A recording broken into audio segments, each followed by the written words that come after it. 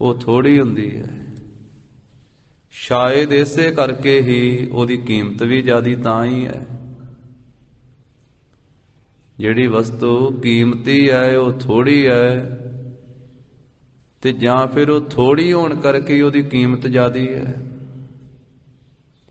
ਜਿਵੇਂ ਵੇਖੀਏ ਵੀ ਜਿੰਨਾ ਲੋਹਾ ਹੈ ਓਨਾ ਸੋਨਾ ਨਹੀਂ ਹੈ। ਲੋਹੇ ਦੇ ਬਰਾਬਰ ਸੋਨਾ ਬਹੁਤ ਘੱਟ ਹੈ।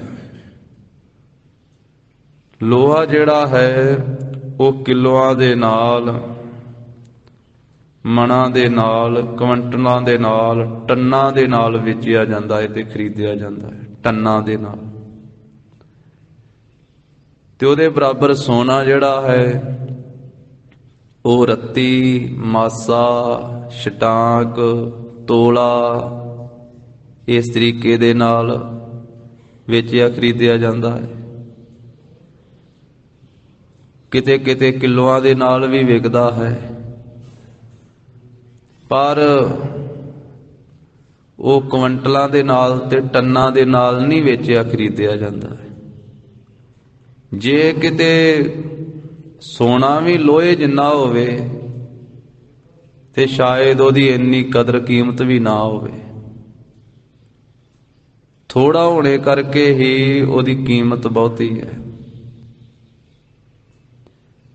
ਹੀਰੇ, ਮੋਤੀ, ਪੰਨੇ, ਪੁਖਰਾਜ, ਲਾਲ, ਜਵਾਹਰ, ਮਾਣਕ, ਮਣੀਆਂ, ਉਹ ਸ਼ਾਇਦ ਇਸੇ ਕਰਕੇ ਹੀ ਉਹਨਾਂ ਦਾ ਮੁੱਲ ਜ਼ਿਆਦਾ ਹੈ, ਉਹਨਾਂ ਦੀ ਕੀਮਤ ਜ਼ਿਆਦਾ ਹੈ ਵੀ ਉਹ ਥੋੜ੍ਹੇ ਹਨ। ਜਿੰਨੇ ਪੱਥਰ ਵਾ ਸੰਸਾਰ ਦੇ ਵਿੱਚ, ਇੰਨੇ ਹੀਰੇ ਮੋਤੀ ਤਾਂ ਨਹੀਂ ਹਨ, ਰਤਨ ਜਵਾਹਰ ਆਦਿਕ ਤਾਂ ਨਹੀਂ ਹਨ। ਜੇ ਇੰਨੇ ਹੀ ਹੋਣ ਤੇ ਸ਼ਾਇਦ ਜੇ ਸੜਕਾਂ ਦੇ ਉੱਤੇ ਪੱਥਰ ਪਾਇਆ ਜਾਂਦਾ ਫਿਰ ਉਹਨਾਂ ਦੀ ਥਾਂ ਤੇ ਹੀਰੇ ਹੀ ਪਾ ਦਿੱਤੇ ਜਾਣ। ਜੇ ਇੰਨੇ ਹੀਰੇ ਹੋਣ, ਉਹ ਥੋੜ੍ਹੇ ਹੋਣੇ ਕਰਕੇ ਹੀ ਉਹਨਾਂ ਦੀ ਕੀਮਤ ਜ਼ਿਆਦਾ ਹੈ। ਔਰ ਇਸੇ ਤਰ੍ਹਾਂ ਚੰਦਨ ਦਾ ਜ਼ਿਕਰ ਆਇਆ, ਚੰਦਨ ਦਾ ਗੁਰਬਾਣੀ ਦੇ ਅੰਦਰ, ਤੇ ਚੰਦਨ ਦੀ ਲੱਕੜ ਬਹੁਤ ਕੀਮਤੀ ਹੈ, ਬਹੁਤ ਮਹਿੰਗੀ ਵਿਕਦੀ ਹੈ ਚੰਦਨ ਦੀ ਲੱਕੜ। ਸਾਰੀ ਬਨਸਪਤੀ ਦੇ ਵਿੱਚੋਂ, ਸਾਰੇ ਦਰਖਤਾਂ ਦੇ ਵਿੱਚੋਂ ਚੰਦਨ ਜਿਹੜਾ ਹੈ ਉਹ ਕੀਮਤੀ ਮੰਨਿਆ ਹੋਇਆ। ਔਰ ਚੰਦਨ ਦੀ ਲੱਕੜ ਜਿਹੜੀ ਬਹੁਤੀ ਮਹਿੰਗੀ ਵੇਚੀ ਜਾਂਦੀ ਹੈ। ਚੰਦਨ ਵੀ ਘੱਟ ਹੋਣੇ ਕਰਕੇ ਸ਼ਾਇਦ ਉਹਦੀ ਕੀਮਤ ਬਹੁਤੀ ਹੈ। ਨਹੀਂ ਤੇ ਜਿੰਨੇ ਬਾਕੀ ਦਰਖਤ ਆ, ਜੇ ਇੰਨੇ ਚੰਦਨ ਦੇ ਬੂਟੇ ਹੋਣ ਤੇ ਜਿਵੇਂ ਬਾਕੀ ਲੱਕੜਾਂ ਨੂੰ ਵੱਢ ਕੇ ਬਾਲਣ ਬਣਾਇਆ ਜਾਂਦਾ, ਲੋਕ ਸ਼ਾਇਦ ਫਿਰ ਚੰਦਨ ਦਾ ਵੀ ਬਾਲਣ ਹੀ ਬਣਾ ਕਰਕੇ ਬਾਲਦੇ। ਜਿੰਨੇ ਕਿੱਕਰਾਂ ਦੇ ਬੂਟੇ ਆ, ਜਿੰਨੇ ਟਾਲੀਆਂ ਦੇ ਆ, ਜਿੰਨੇ ਬਾਕੀ ਲੱਕੜ ਹੈ, ਜੇ ਇੰਨਾ ਚੰਦਨ ਹੋਵੇ ਤੇ ਫਿਰ ਉਹਦੀ ਇੰਨੀ ਕੀਮਤ ਵੀ ਸ਼ਾਇਦ ਨਾ ਹੁੰਦੀ। ਤਾਂ ਹੀ ਗੁਰਮੁਖਾਂ ਨੇ, ਸ਼ਾਸਤਰਕਾਰਾਂ ਨੇ ਬਚਨ ਕਹੇ ਹਨ, ਗਿਰ ਗਿਰ ਮੈਂ ਮਾਨਕ ਨਹੀਂ, ਗਜ ਗਜ ਮੋਤੀ ਨਾਹੇ, ਚੰਦਨ ਤਰ ਬਨ ਬਨ ਨਹੀਂ, ਸੰਤ ਨਾ ਪੁਰ ਪੁਰ ਮਾਹੇ। ਕਹਿੰਦੇ ਪਹਾੜ ਤਾਂ ਬਹੁਤ ਵਾ, ਪਹਾੜਾਂ ਦੇ ਵਿੱਚ ਪੱਥਰ ਵੀ ਢੇਰ ਲੱਗੇ ਹੋਏ ਆ, ਪਰ ਕਹਿੰਦੇ ਹਰੇਕ ਪਹਾੜ ਦੇ ਵਿੱਚ ਮਾਣਕ ਨਹੀਂ ਲੱਭਦਾ। ਮਾਣਕ ਕਿਸੇ ਵਿਰਲੇ ਥਾਂ ਤੇ ਹੁੰਦਾ ਹੈ, ਪੱਥਰ ਤਾਂ ਹਰੇਕ ਪਹਾੜ ਵਿੱਚੋਂ ਮਿਲ ਜਾਣਗੇ। ਗਿਰ ਗਿਰ ਮੈਂ ਮਾਣਕ ਨਹੀਂ, ਹਾਥੀ ਤਾਂ ਬਹੁਤੇ ਆ, ਪਰ ਹਰੇਕ ਹਾਥੀ ਦੇ ਮਸਤਕ ਦੇ ਵਿੱਚ ਮੋਤੀ ਨਹੀਂ ਹੈ, ਉਹ ਕੋਈ ਵਿਰਲਾ ਹੀ ਹੁੰਦਾ ਹੈ। ਗਜ ਗਜ ਮੋਤੀ ਨਾ ਹੈ, ਚੰਦਨ ਤਰ ਬਨ ਬਨ ਨਹੀਂ। ਜੰਗਲ ਬਹੁਤੇ ਆ, ਰੁੱਖ ਬਹੁਤੇ ਆ, ਬਨਸਪਤੀ ਬਹੁਤੀ ਆ, ਪਰ ਹਰੇਕ ਜੰਗਲ ਦੇ ਵਿੱਚ ਚੰਦਨ ਦਾ ਬੂਟਾ ਨਹੀਂ ਹੁੰਦਾ, ਉਹ ਕਿਸੇ ਵਿਰਲੇ ਜੰਗਲ ਦੇ ਵਿੱਚ ਹੀ ਹੈ, ਤੇ ਤਾਂ ਹੀ ਉਹਦੀ ਕੀਮਤ ਬਹੁਤੀ ਹੈ। ਉਹਦੇ ਵਿੱਚ ਸੁਗੰਧੀ ਹੈ ਤੇ ਹੈ ਵੀ ਵਿਰਲਾ, ਤੇ ਤਾਂ ਹੀ ਜ਼ਿਆਦਾ ਕੀਮਤ ਰੱਖਦਾ ਹੈ। ਚੰਦਨ ਤਰ ਬਨ ਬਨ ਨਹੀਂ, ਸੰਤਨਾ ਪੁਰ ਪੁਰ ਮਾਹੇ। ਆਖਿਆ ਇਸੇ ਤਰ੍ਹਾਂ ਸੰਤ ਵੀ ਹਰੇਕ ਸ਼ਹਿਰ ਵਿੱਚ ਨਹੀਂ ਹੁੰਦਾ ਹੈ, ਹਰੇਕ ਪਿੰਡ ਦੇ ਵਿੱਚ ਸੰਤ ਨਹੀਂ ਹੁੰਦਾ ਹੈ, ਹਰੇਕ ਘਰ ਦੇ ਵਿੱਚ ਸੰਤ ਨਹੀਂ ਹੁੰਦਾ ਹੈ। ਦੁਨੀਆ ਤੇ ਬਹੁਤ ਵਸਦੀ ਹੈ, ਭੀੜਾਂ ਲੱਗੀਆਂ ਪਈਆਂ ਹਨ ਪਿੰਡਾਂ ਤੇ ਸ਼ਹਿਰਾਂ ਦੇ ਵਿੱਚ, ਸੰਸਾਰ ਦੇ ਵਿੱਚ, ਪਰ ਸੰਤਾਂ ਦੀਆਂ ਭੀੜਾਂ ਨਹੀਂ ਹਨ। ਗਰੀਬ ਨਵਾਜ ਸਾਹਿਬ ਜੀ ਨੇ ਆਖਿਆ, ਜਗ ਮਹਿ ਉੱਤਮ ਕਾਢਿਆ ਹੈ, ਵਿਰਲੇ ਕੇਈ ਕੇ। ਵਿਰਲੇ ਹਨ ਸੰਸਾਰ ਦੇ ਵਿੱਚ ਜਿਨ੍ਹਾਂ ਨੂੰ ਉੱਤਮ ਆਖਿਆ ਜਾਂਦਾ ਹੈ। ਕਿੰਨੇ ਕੁ ਵਿਰਲੇ ਆ? ਸੈਂਕੜਿਆਂ ਦੇ ਵਿੱਚੋਂ ਕੋਈ ਹੈ ਕਿ ਹਾਂ ਇੱਕ ਪਾਸੇ ਹਜ਼ਾਰ ਹੈ, ਹਜ਼ਾਰ ਦੇ ਵਿੱਚੋਂ ਹੈ ਕਿ ਲੱਖ ਦੇ ਵਿੱਚੋਂ ਹੈ ਕੋਈ?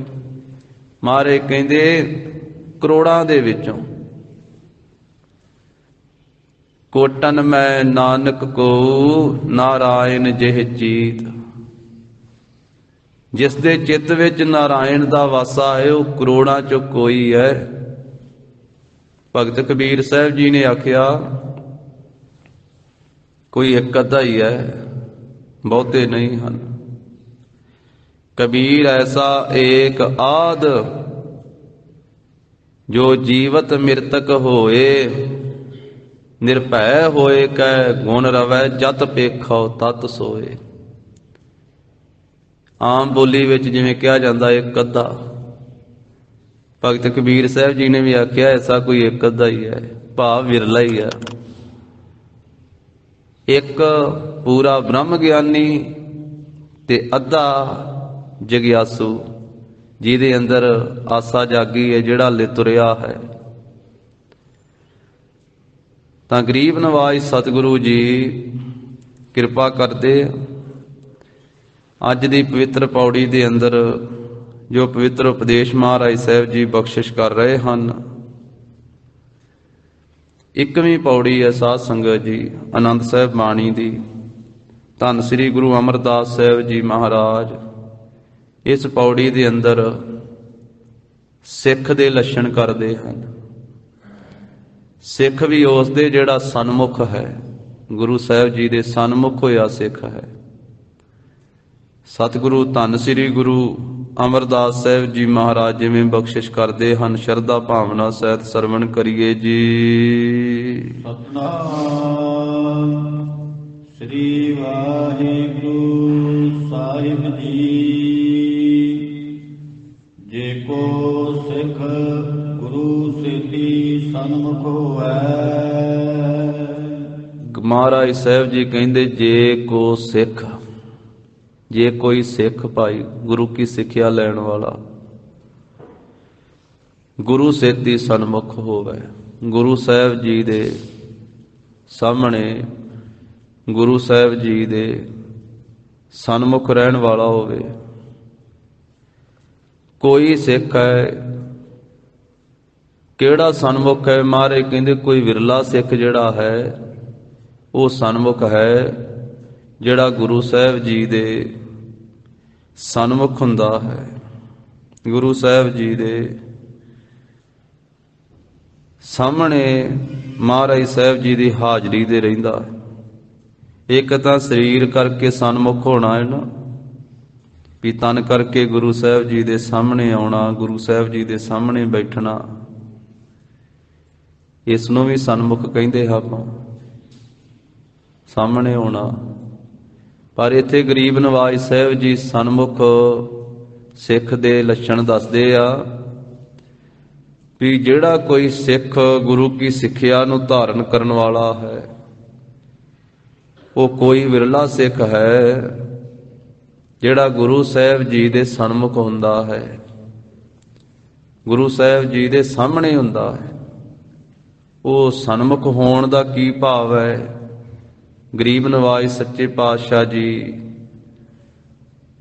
ਇਸ ਪੌੜੀ ਦੇ ਅੰਦਰ ਕਥਨ ਕਰਦੇ ਹਨ ਕਿ ਉਹ ਆਪਣੀ ਮਨ ਦੀ ਮਰਜ਼ੀ ਛੱਡ ਕਰਕੇ ਗੁਰੂ ਸਾਹਿਬ ਜੀ ਦੇ ਸਨਮੁਖ ਹੁੰਦਾ ਹੈ। ਉਸ ਨੂੰ ਸਨਮੁਖ ਆਖਿਆ ਜਾਂਦਾ ਹੈ ਜਿਹੜਾ ਆਪਣੀ ਮਨ ਦੀ ਮਰਜ਼ੀ ਛੱਡਦਾ ਹੈ, ਮਨ ਦੀ ਮੱਤ ਤਿਆਗਦਾ ਹੈ। ਕਿਉਂਕਿ ਮਨ ਦੀ ਮਰਜ਼ੀ ਵਿੱਚ ਚੱਲਣ ਵਾਲਾ ਸਨਮੁਖ ਨਹੀਂ ਹੁੰਦਾ, ਉਹ ਮਨਮੁਖ ਹੁੰਦਾ ਹੈ। ਤੇ ਮਨ ਦੀ ਮੱਤ ਛੱਡ ਕਰਕੇ ਗੁਰੂ ਕੀ ਮੱਤ ਲੈ ਕੇ ਚੱਲਣ ਵਾਲਾ ਜੋ ਹੈ ਉਹਨੂੰ ਆਖਿਆ ਹੈ ਸਨਮੁਖ ਸਿੱਖ। ਤੇ ਸਨਮੁਖ ਸਿੱਖ ਉਹ ਹੈ ਜਿਹੜਾ ਆਪਣੀ ਮਰਜ਼ੀ ਨਹੀਂ ਕਰਦਾ ਹੈ, ਉਹਦੀ ਆਪਣੀ ਮਰਜ਼ੀ ਕੋਈ ਹੈ ਹੀ ਨਹੀਂ ਹੈ। ਉਹ ਗੁਰੂ ਕੀ ਮਰਜ਼ੀ ਵਿੱਚ ਚੱਲਦਾ ਹੈ, ਗੁਰੂ ਕੇ ਹੁਕਮ ਵਿੱਚ ਚੱਲਦਾ ਹੈ। ਗਰੀਬ ਨਵਾਜ ਕਹਿੰਦੇ ਭਾਈ ਜਿਹੜਾ ਕੋਈ ਸਿੱਖ ਬਣਨਾ ਚਾਹੁੰਦਾ ਹੈ ਨਾ, ਜੇ ਕੋਈ ਸਿੱਖ ਹੋਣਾ ਚਾਹੁੰਦਾ ਹੈ, ਆਪਣੇ ਆਪ ਨੂੰ ਸਿੱਖ ਖਵਾਉਣਾ ਚਾਹੁੰਦਾ ਹੈ, ਸਿੱਖ ਬਣਨਾ ਚਾਹੁੰਦਾ ਹੈ, ਗੁਰੂ ਸੇਤੀ ਸਨਮੁਖ ਹੋਵੇ। ਫਿਰ ਉਹ ਗੁਰੂ ਦੇ ਸਾਹਮਣੇ ਹੋ ਕੇ ਰਵੇ।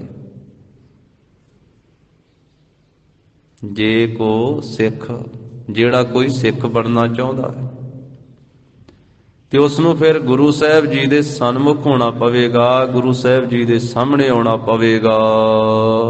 ਹੋਵੇ ਤਾਂ ਸਨਮੁਖ ਸਿੱਖ ਕੋਈ। ਗਰੀਬ ਨਵਾਜ ਕਹਿੰਦੇ ਕੋਈ ਵਿਰਲਾ ਹੈ ਜਿਹੜਾ ਭਾਈ ਗੁਰੂ ਸਾਹਿਬ ਜੀ ਦੇ ਸਨਮੁਖ ਹੁੰਦਾ ਹੈ, ਉਹ ਸਨਮੁਖ ਸਿੱਖ ਬਣਦਾ ਹੈ। ਭਾਵ ਸਰੀਰ ਕਰਕੇ ਤਾਂ ਗੁਰੂ ਸਾਹਿਬ ਜੀ ਦੇ ਸਾਹਮਣੇ ਬਹੁਤੀ ਦੁਨੀਆ ਆਉਂਦੀ ਹੈ, ਸਤਿਗੁਰੂ ਜੀ ਦੇ ਸਾਹਮਣੇ ਬਹੁਤੇ ਬੈਠਦੇ ਹਨ, ਪਰ ਮਨ ਵੀ ਸਾਹਮਣੇ ਹੋ ਜਾਵੇ, ਮਨ ਕਰਕੇ ਵੀ, ਮਨ ਦੀ ਮੱਤ ਤਿਆਗ ਕਰਕੇ ਮਨ ਵੀ ਗੁਰੂ ਸਾਹਿਬ ਜੀ ਦੀ ਆਗਿਆ ਵਿੱਚ ਚੱਲਣ ਵਾਲਾ ਹੋ ਜਾਵੇ, ਤੇ ਐਸਾ ਮਹਾਰਾਜ ਕਹਿੰਦੇ ਕੋਈ ਵਿਰਲਾ ਹੀ ਹੈ, ਉਹ ਫਿਰ ਸਨਮੁਖ ਸਿੱਖ ਹੁੰਦਾ ਹੈ। ਜੀਉ ਰਹਿ ਗੁਰ ਨਾਲੇ। ਤੇ ਸਨਮੁਖ ਸਿੱਖ ਉਹ ਹੁੰਦਾ ਹੈ ਜਿਹੜਾ ਹਿਰਦਿਓਂ ਗੁਰੂ ਦੇ ਨਾਲ ਰਹਿੰਦਾ ਹੈ, ਅੰਦਰੋਂ ਗੁਰੂ ਦੇ ਨਾਲ ਰਹਿੰਦਾ ਹੈ। ਜੀਉ ਰਹਿ ਗੁਰ ਨਾਲੇ, ਗੁਰੂ ਸਾਹਿਬ ਜੀ ਦੇ ਨਾਲ ਰਹਿੰਦਾ ਹੈ, ਹਿਰਦੇ ਕਰਕੇ ਸਦਾ ਜੁੜਿਆ ਰਹਿੰਦਾ ਹੈ। ਕਿਉਂਕਿ ਸਰੀਰ ਕਰਕੇ ਤਾਂ ਸਦਾ ਗੁਰੂ ਸਾਹਿਬ ਦੇ ਪਾਸ ਨਹੀਂ ਰਿਹਾ ਜਾਵੇਗਾ। ਕੋਈ ਵੀ ਐਸਾ ਸਿੱਖ ਨਹੀਂ ਹੈ ਜਿਹੜਾ ਸਰੀਰ ਕਰਕੇ ਸਦਾ ਹੀ ਗੁਰੂ ਸਾਹਿਬ ਦੇ ਨਾਲ ਰਵੇ। ਹਾਂ, ਭਾਗਾਂ ਵਾਲੇ ਗੁਰਸਿੱਖ ਆ ਜਿਨ੍ਹਾਂ ਨੂੰ ਸਰੀਰ ਕਰਕੇ ਵੀ ਗੁਰੂ ਸਾਹਿਬ ਜੀ ਦੇ ਨਾਲ ਰਹਿਣ ਦਾ ਸੁਭਾਗ ਮਿਲਦਾ ਹੈ। ਕਿੰਨਾ ਕਿੰਨਾ ਸਮਾਂ ਗੁਰੂ ਸਾਹਿਬ ਜੀ ਦੀ ਹਜ਼ੂਰੀ ਵਿੱਚ ਰਹਿਣ ਦਾ ਸੁਭਾਗ ਪ੍ਰਾਪਤ ਹੁੰਦਾ ਹੈ। ਭਾਗਾਂ ਵਾਲੇ, ਵੱਡਿਆਂ ਭਾਗਾਂ ਵਾਲੇ ਗੁਰੂ ਕੇ ਦਰਬਾਰ ਦੇ ਵਿੱਚ ਬੈਠਣ ਦਾ ਸੁਭਾਗ ਮਿਲਦਾ ਹੈ। ਪਰ ਸਾਰਿਆਂ ਨੂੰ ਨਹੀਂ, ਮਹਾਰਾਜ ਨੇ ਵੱਖ-ਵੱਖ ਸੇਵਾ ਲਾਈ ਹੋਈ ਹੈ। ਕਿਸੇ ਨੂੰ ਸਤਿਗੁਰੂ ਜੀ ਨੇ ਆਪਣੇ ਦਰਬਾਰ ਦੇ ਵਿੱਚ ਚੌਰ ਬਰਦਾਰ ਦੀ ਸੇਵਾ ਬਖਸ਼ੀ ਹੈ। ਕਿਸੇ ਨੂੰ ਮਹਾਰਾਜ ਸਾਹਿਬ ਜੀ ਨੇ ਆਪਣੀ ਹਜ਼ੂਰੀ ਦੇ ਵਿੱਚ ਬਾਣੀ ਪੜ੍ਹਨ ਤੇ ਸੰਗਤ ਨੂੰ ਬਾਣੀ ਸੁਣਾਉਣ ਦੀ ਸੇਵਾ ਬਖਸ਼ੀ ਹੈ। ਕਿਸੇ ਨੂੰ ਮਹਾਰਾਜ ਸਾਹਿਬ ਜੀ ਨੇ ਆਪਣੀ ਬਾਣੀ ਦੀ ਕਥਾ ਦੀ ਸੇਵਾ ਬਖਸ਼ੀ ਹੈ। ਕਿਸੇ ਨੂੰ ਆਪਣੀ ਹਜ਼ੂਰੀ ਦੇ ਵਿੱਚ ਕੀਰਤਨ ਕਰਕੇ ਗੁਰਸਿੱਖ ਸੰਗਤਾਂ ਨੂੰ ਸਰਵਣ ਕਰਾਉਣ ਦੀ, ਗੁਰੂ ਸਾਹਿਬ ਜੀ ਨੂੰ ਸੁਣਾਉਣ ਦੀ ਸੇਵਾ ਦਿੱਤੀ ਹੈ। ਔਰ ਕਿਸੇ ਨੂੰ ਮਹਾਰਾਜ ਸਾਹਿਬ ਜੀ ਨੇ ਸੰਗਤ ਵਿੱਚ ਬੈਠ ਕਰਕੇ, ਗੁਰੂ ਕੇ ਹਾਜ਼ਰੀ ਦੇ ਵਿੱਚ ਹੋ ਕਰਕੇ, ਸਾਹਮਣੇ ਬੈਠ ਕਰਕੇ ਗੁਰਬਾਣੀ ਸਰਵਣ ਕਰਨ ਦੀ, ਕਥਾ ਸਰਵਣ ਕਰਨ ਦੀ, ਕੀਰਤਨ ਸਰਵਣ ਕਰਨ ਦੀ ਇਹ ਸੇਵਾ ਬਖਸ਼ੀ ਹੈ। ਤੇ ਕਿਸੇ ਗੁਰਸਿੱਖ ਨੂੰ ਮਹਾਰਾਜ ਸਾਹਿਬ ਜੀ ਨੇ ਲੰਗਰ ਬਣਾਉਣ ਦੀ ਸੇਵਾ ਦਿੱਤੀ ਹੈ, ਲਾਂਗਰੀ ਦੀ ਸੇਵਾ। ਕਿਸੇ ਨੂੰ ਲੰਗਰ ਵਰਤਾਉਣ ਦੀ ਸੇਵਾ ਦਿੱਤੀ ਹੈ, ਕਿਸੇ ਨੂੰ ਹੋਰ ਪਹਿਰੇਦਾਰੀ ਦੀ ਸੇਵਾ ਦਿੱਤੀ ਹੈ, ਕਿਸੇ ਨੂੰ ਜੋੜੇ ਘਰ ਦੇ ਵਿੱਚ ਸੇਵਾ ਦਿੱਤੀ ਹੈ। ਜਿਵੇਂ ਮਹਾਰਾਜ ਦਾ ਬਚਨ ਹੈ, ਇੱਕ ਸੇਵਕ ਗੁਰ ਪਾਸ, ਇੱਕ ਗੁਰ ਕਾਰੈ ਲਾਈਆ। ਇਕਨਾ ਗੁਰਸਿੱਖਾਂ ਨੂੰ ਆਪਣੇ ਪਾਸ ਰੱਖ ਕਰਕੇ ਆਪਣੀ ਹਜ਼ੂਰੀ ਦੇ ਵਿੱਚ ਸੇਵਾ ਬਖਸ਼ੀ ਹੈ, ਤੇ ਇਕਨਾਂ ਨੂੰ ਮਹਾਰਾਜ ਸਾਹਿਬ ਨੇ ਹੋਰ ਸੇਵਾ ਦਿੱਤੀ ਵੀ ਤੁਸੀਂ ਆ ਬਾਹਰਲੀ ਸੇਵਾ ਵੀ। ਹੁਣ ਸਾਰੇ ਤਾਂ ਇੱਕੋ ਸੇਵਾ ਨਹੀਂ ਕਰ ਸਕਦੇ ਹਨ। ਵੱਖਰੀ ਵੱਖਰੀ ਸੇਵਾ ਹੈ ਤੇ ਵੱਖਰੀਆਂ ਵੱਖਰੀਆਂ ਇਹ ਸੇਵਾਵਾਂ ਗੁਰੂ ਸਾਹਿਬ ਜੀ ਨੇ ਦਿੱਤੀਆਂ ਹੋਈਆਂ, ਪਰ ਸੇਵਾ ਸਾਰੀ ਮਹਾਨ ਹੈ ਗੁਰੂ ਘਰ ਦੀ। ਕੋਈ ਝਾੜੂ ਲਾਉਂਦਾ ਹੈ, ਕੋਈ ਦਰੀਆਂ ਝਾੜਦਾ ਹੈ, ਕੋਈ ਪੋਚੇ ਲਾਉਂਦਾ ਹੈ, ਕੋਈ ਤਨ ਨਾਲ, ਕੋਈ ਮਨ ਨਾਲ, ਕੋਈ ਧਨ ਨਾਲ ਸੇਵਾ ਕਰਦਾ ਹੈ। ਅਣਖ ਭਾਂਤ ਕਰ ਸੇਵਾ ਕਰੀਐ। ਕਹਿਣ ਤੋਂ ਭਾਵ ਹੈ ਵੀ ਸਰੀਰ ਕਰਕੇ ਤਾਂ ਸਦਾ ਮਹਾਰਾਜ ਦੇ ਪਾਸ ਕੋਈ ਵੀ ਸਿੱਖ ਨਹੀਂ ਬਹਿ ਸਕਦਾ ਹੈ। ਉਂਝ ਬੈਠਣਾ ਤਾਂ ਚਾਹੀਦਾ ਹੈ, ਵੱਧ ਤੋਂ ਵੱਧ ਸਮਾਂ ਮਹਾਰਾਜ ਸਾਹਿਬ ਜੀ ਦੇ ਦਰਸ਼ਨ ਕਰਨੇ ਚਾਹੀਦੇ ਹਨ। ਮਨੁੱਖਾ ਜਨਮ ਦਾ ਲਾਭ ਹੀ ਇਹ ਹੈ, ਸਾਡਾ ਤਨ ਸਫਲਾ ਹੀ ਤਾਂ ਹੋਣਾ ਹੈ। ਇਹ ਅੱਖਾਂ ਗੁਰੂ ਕੇ ਦਰਸ਼ਨ ਕਰਕੇ, ਕੰਨ ਗੁਰੂ ਕਾ ਸ਼ਬਦ ਸੁਣ ਕੇ, ਰਸਨਾ ਗੁਰੂ ਕਾ ਸ਼ਬਦ ਪੜ੍ਹ ਕੇ, ਪੈਰ ਗੁਰੂ ਕੀ ਸੰਗਤ ਵਿੱਚ ਚੱਲ ਕੇ ਆਉਣਗੇ, ਹੱਥ ਗੁਰੂ ਸਾਹਿਬ ਜੀ ਦੇ ਅੱਗੇ ਜੋੜਾਂਗੇ, ਸੀਸ ਗੁਰੂ ਸਾਹਿਬ ਦੇ ਚਰਨਾਂ ਦੇ ਵਿੱਚ ਰੱਖਾਂਗੇ। ਇਹ ਤਨ ਸਫਲਾ ਹੀ ਤਾਂ ਹੋਣਾ ਹੈ, ਕਿਉਂਕਿ ਜਿਸ ਨੇ ਦਿੱਤਾ ਹੈ, ਜਿਸ ਕਾ ਤਨ ਮਨ ਧਨ ਸਭ ਤਿਸ ਕਾ ਸੋਈ ਸੁਗੜ ਸੁਜਾਨੀ। ਤਿਨ ਹੀ ਸੁਣਿਆ ਦੁੱਖ ਸੁਖ ਮੇਰਾ ਤੋ ਬਿਦ ਨੀਕੀ ਖਟਾਨੀ। ਪਰ ਸਰੀਰ ਕਰਕੇ ਤਾਂ ਦੂਰ ਜਾਣਾ ਹੀ ਪੈਂਦਾ ਹੈ। ਗੁਰਸਿੱਖ ਕੋਈ ਅੰਮ੍ਰਿਤ ਵੇਲੇ ਆ ਕਰਕੇ ਗੁਰੂ ਕੇ ਦਰਬਾਰ ਦਾ ਇਸ਼ਨਾਨ ਕਰਾਉਣ ਦੀ ਸੇਵਾ ਕਰਦੇ, ਚੰਦੋਏ ਸਾਹਿਬ ਲਾਉਣ ਦੀ, ਵਿਛਾਈਆਂ ਕਰਨ ਦੀ, ਦਰੀਆਂ ਵਿਛਾਉਣ ਦੀ, ਸੰਗਤਾਂ ਬੇਅੰਤ ਸੇਵਾ ਕਰਦੀਆਂ ਅੱਧੀ ਰਾਤ ਤੋਂ ਲੈ ਕੇ ਗੁਰੂ ਕੇ ਦਰਬਾਰਾਂ ਦੇ ਵਿੱਚ। ਫਿਰ ਸੇਵਾ 'ਚ ਹਾਜ਼ਰ ਹੋ ਕੇ ਮਹਾਰਾਜ ਦਾ ਪ੍ਰਕਾਸ਼ ਹੁੰਦਾ ਦਰਸ਼ਨ ਕਰਕੇ, ਅਰਦਾਸ ਵਿੱਚ ਸ਼ਾਮਲ ਹੋ ਕਰਕੇ, ਕੜਾਹ ਪ੍ਰਸ਼ਾਦ ਦੀ ਦੇਗ ਲੈ ਕਰਕੇ ਫਿਰ ਆਪਣੇ ਘਰਾਂ ਨੂੰ ਜਾਂਦੇ ਗੁਰਸਿੱਖ। ਮਹਾਰਾਜ ਨੇ ਵੀ ਆਖਿਆ ਕਿ ਭਾਈ ਫਿਰ ਜਾ ਕੇ ਧਰਮ ਦੀ ਕਿਰਤ ਕਰੋ। ਫਿਰ ਧਰਮ ਦੀ ਕਿਰਤ ਕਰਦਾ, ਵੰਡ ਕੇ ਛਕਦਾ, ਨਾਮ ਜਪਦਾ ਹੈ। ਸਰੀਰ ਕਰਕੇ ਤਾਂ ਗੁਰੂ ਸਾਹਿਬ ਤੋਂ ਦੂਰ ਹੋਣਾ ਹੀ ਪੈਂਦਾ ਹੈ। ਤੇ ਸਨਮੁਖ ਦਾ ਭਾਵ ਹੈ, ਮਹਾਰਾਜ ਕਹਿੰਦੇ ਵੀ ਜਿਹੜਾ ਵੀ ਭਾਈ ਸਿੱਖ ਬਣਨਾ ਚਾਹੁੰਦਾ ਹੈ, ਗੁਰੂ ਸਾਹਿਬ ਜੀ ਦੇ ਸਨਮੁਖ ਹੋਣਾ ਚਾਹੁੰਦਾ ਹੈ, ਉਹ ਕੋਈ ਵਿਰਲਾ ਸਿੱਖ ਜਿਹੜਾ ਉਹ ਸਨਮੁਖ ਹੁੰਦਾ ਹੈ। ਕੋਈ ਕਿਵੇਂ ਹੁੰਦਾ ਹੈ? ਗੁਰੂ ਸਾਹਿਬ ਦੇ ਸਾਹਮਣੇ ਰਹਿੰਦਾ ਹੈ। ਜੀਉ ਰਹਿ ਗੁਰ ਨਾਲੇ, ਜਿਹੜਾ ਹਿਰਦਿਓਂ ਗੁਰੂ ਦੇ ਨਾਲ ਜੁੜਿਆ ਹੋਇਆ ਹੈ, ਉਹ ਸਦਾ ਹੀ ਗੁਰੂ ਕੇ ਨਾਲ ਹੈ। ਭਾਵੇਂ ਤਨ ਕਰਕੇ ਦੂਰ ਹੀ ਹੈ, ਪਰ ਹਿਰਦਾ ਕਰਕੇ ਮਹਾਰਾਜ ਸਾਹਿਬ ਜੀ ਦੇ ਨਾਲ ਹੈ ਤੇ ਉਹ ਸਤਿਗੁਰੂ ਜੀ ਦੇ ਸਨਮੁਖ ਰਹਿੰਦਾ ਹੈ। ਫਿਰ ਉਹਦੇ ਮਨ ਦੇ ਵਿੱਚ, ਉਹਦੇ ਅੰਦਰ ਕੋਈ ਭੈੜਾ ਫੁਰਨਾ ਨਹੀਂ ਫੁਰਦਾ ਹੈ, ਜਿਹੜਾ ਹਿਰਦੇ ਕਰਕੇ ਗੁਰੂ ਸਾਹਿਬ ਜੀ ਦੀ ਹਾਜ਼ਰੀ ਦੇ ਵਿੱਚ ਹੈ। ਉਹ ਘਰੇ ਬੈਠਾ ਹੋਇਆ ਵੀ ਗੁਰੂ ਨਾਨਕ ਸਾਹਿਬ ਜੀ ਨੂੰ ਹੀ ਚੇਤੇ ਕਰਦਾ ਹੈ। ਸਵੇਰੇ ਦਰਸ਼ਨ ਕਰ ਲਏ ਤੇ ਮਹਾਰਾਜ ਦੀ ਸੰਗਤ ਕੀਤੀ, ਬਾਣੀ ਪੜ੍ਹੀ, ਨਿਤਨੇਮ ਕੀਤਾ, ਜਿੰਨਾ ਚਿਰ ਗੁਰੂ ਸਾਹਿਬ ਜੀ ਨੇ ਬਲ ਬਖਸ਼ਿਆ, ਸੰਗਤ ਵਿੱਚ ਹਾਜ਼ਰੀ ਭਰੀ, ਸੇਵਾ ਕੀਤੀ, ਸਿਮਰਨ ਕੀਤਾ, ਫਿਰ ਆਪਣਾ ਕਾਰ ਵਿਹਾਰ ਸਾਰਾ ਦਿਨ ਕਰਦਾ ਤੇ ਸਾਰਾ ਦਿਨ ਵੀ ਗੁਰੂ ਸਾਹਿਬ ਜੀ ਨੂੰ ਚੇਤੇ ਰੱਖਦਾ। ਹਿਰਦੇ ਕਰਕੇ ਮਹਾਰਾਜ ਸਾਹਿਬ ਜੀ ਦੇ ਨਾਲ ਹੀ ਰਹਿੰਦਾ ਹੈ। ਸ਼ਾਮਾਂ ਨੂੰ ਫੇਰ ਗੁਰੂ ਕੀ ਸੰਗਤ ਕਰਦਾ ਹੈ, ਰਹਿਰਾਸ ਸਾਹਿਬ ਜੀ ਦਾ ਪਾਠ ਕਰਦਾ ਹੈ, ਗੁਰੂ ਕੀ ਬਾਣੀ ਦਾ ਕੀਰਤਨ ਸਰਵਣ ਕਰਦਾ ਹੈ, ਫੇਰ ਆਪਣੇ ਘਰ ਦੇ ਵਿੱਚ ਆਰਾਮ ਕਰਦਾ ਹੈ। ਦਸਾਂ ਹੀ ਪਾਤਸ਼ਾਹੀਆਂ ਗੁਰੂ ਸਾਹਿਬਾਂ ਦਾ ਜਿਸ ਵੇਲੇ ਆਪਾਂ ਇਤਿਹਾਸ ਪੜ੍ਹਦੇ ਹਾਂ ਤੇ ਕੁਝ ਐਸੇ ਗੁਰਸਿੱਖ ਹੋਏ ਜਿਨ੍ਹਾਂ ਨੂੰ ਮਹਾਰਾਜ ਸਾਹਿਬ ਜੀ ਦੀ ਹਜ਼ੂਰੀ ਵਿੱਚ ਜ਼ਿਆਦਾ ਸਮਾਂ ਰਹਿਣ ਦਾ ਸੁਭਾਗ ਪ੍ਰਾਪਤ ਹੋਇਆ। ਉਹਨਾਂ ਵਿੱਚੋਂ ਮਹਾਨ ਸ਼ਖਸੀਅਤ ਆ ਧੰਨ ਧੰਨ ਭਾਈ ਮਰਦਾਨਾ ਜੀ। ਉਹਨਾਂ ਵਿੱਚੋਂ ਮਹਾਨ ਸ਼ਖਸੀਅਤ ਹਨ ਧੰਨ ਧੰਨ ਭਾਈ ਬਾਲਾ ਜੀ। ਤਿੰਨਾਂ ਦੋਹਾਂ ਗੁਰਸਿੱਖਾਂ ਨੂੰ ਆਪਾਂ ਇਸ ਤਰ੍ਹਾਂ ਵੀ ਕਹਿ ਸਕਦੇ ਹਾਂ ਵੀ ਭਾਈ ਮਰਦਾਨਾ ਜੀ ਉਹ ਸ਼ਖਸੀਅਤ ਆ ਜਿਹੜੇ ਗੁਰੂ ਘਰ ਦੇ ਸਿੱਖਾਂ ਦੇ ਵਿੱਚੋਂ ਸਭ ਤੋਂ ਪਹਿਲੇ ਕੀਰਤਨੀਏ ਆ, ਸਭ ਤੋਂ ਪਹਿਲੇ ਕੀਰਤਨੀਏ। ਧੰਨ ਗੁਰੂ ਨਾਨਕ ਸਾਹਿਬ ਮਹਾਰਾਜ ਦੀ ਹਜ਼ੂਰੀ ਵਿੱਚ ਜਿਨ੍ਹਾਂ ਨੇ ਰਬਾਬ ਵਜਾਉਣ ਦੀ ਸੇਵਾ ਕੀਤੀ ਹੈ। ਤੇ ਇਸੇ ਧਰਤੀ ਤੋਂ, ਸੁਲਤਾਨਪੁਰ ਲੋਧੀ ਦੀ ਧਰਤੀ ਤੋਂ ਹੀ ਭਾਈ ਮਰਦਾਨਾ ਜੀ ਨੇ ਰਬਾਬ ਵਜਾਉਣੀ ਆਰੰਭ ਕੀਤੀ ਹੈ। ਭਾਈ ਫਿਰੰਦਾ ਜੀ ਦੇ ਪਾਸੋਂ ਭਰੋਆਣੇ ਨਗਰ ਦੇ ਵਿੱਚੋਂ ਆ ਨੇੜਿਓਂ ਹੀ ਰਬਾਬ ਲੈ ਕਰਕੇ ਆਉਣੀ, ਇੱਥੇ ਮਹਾਰਾਜ ਦੀ ਹਜ਼ੂਰੀ ਵਿੱਚ ਪਹਿਲੀ ਵਾਰੀ ਰਬਾਬ ਵਜਾਈ। ਤੇ ਦੂਸਰੇ ਆ ਭਾਈ ਬਾਲਾ ਜੀ, ਜਿਨ੍ਹਾਂ ਨੂੰ ਆਪਾਂ ਕਹਿ ਸਕਦੇ ਹਾਂ ਵੀ ਉਹ ਗੁਰੂ ਘਰ ਦੇ ਚੌਰ ਬਰਦਾਰਾਂ ਦੇ ਵਿੱਚੋਂ ਸਭ ਤੋਂ ਪਹਿਲੇ ਚੌਰ ਬਰਦਾਰ ਹਨ। ਧੰਨ ਗੁਰੂ ਨਾਨਕ ਸਾਹਿਬ ਮਹਾਰਾਜ ਸਾਹਿਬ ਜੀ ਦੇ ਪਾਵਨ ਸੀਸ ਉੱਤੇ ਭਾਈ ਬਾਲਾ ਜੀ ਚੌਰ ਕਰਿਆ ਕਰਦੇ।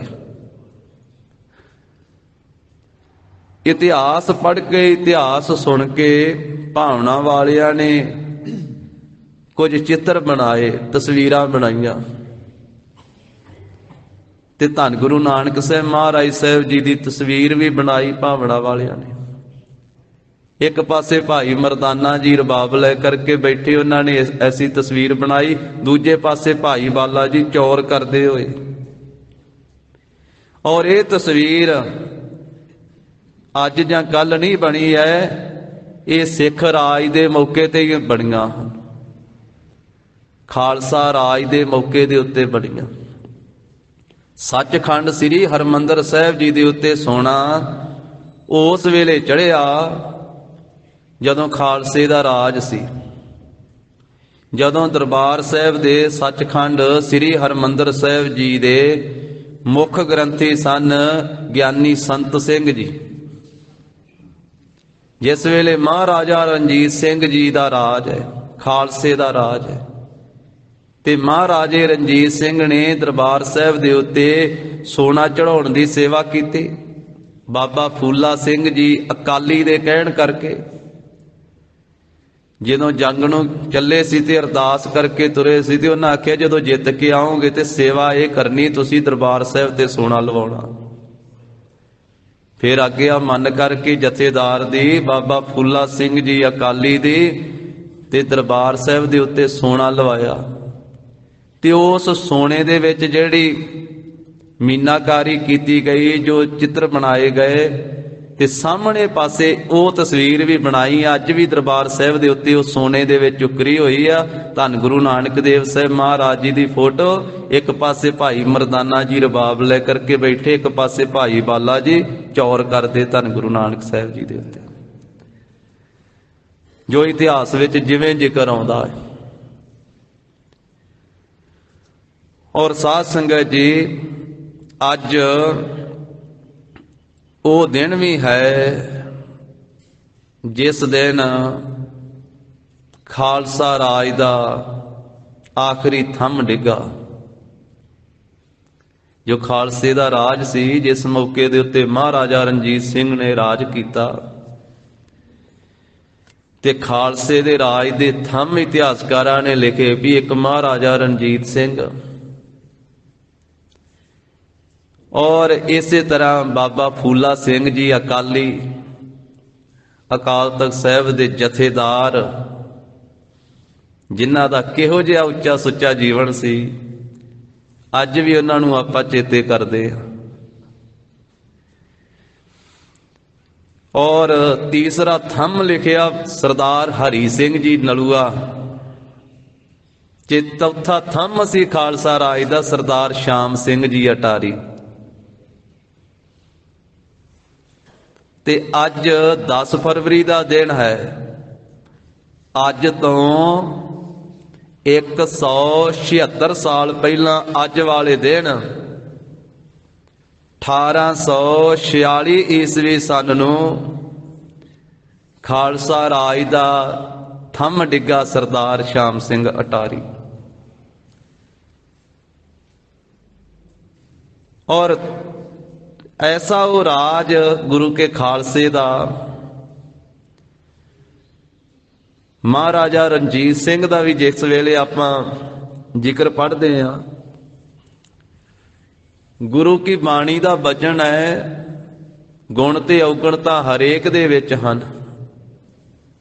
गुण ते औगण भुल्लां ते हरेक इंसान करदा है, भुल्लण विच कीया सब कोई, करता आपना भुल्लै। पर महाराजे रणजीत सिंह दे विच गुण भी बड़े सन, वो भी लिखे इतिहास दे विच ऐसा लिखिया होया है। और महापुरखा ने श्रीमान संत ज्ञानी करतार सिंह जी खालसा पिंडरां वाले महापुरखा ने भी ये वचन सुनाया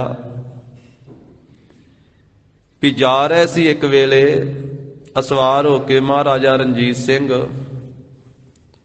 ते बेरी तो बेर तोड़ रहे सन बच्चे, ते वट्टे मार रहे सी बेरी नूं।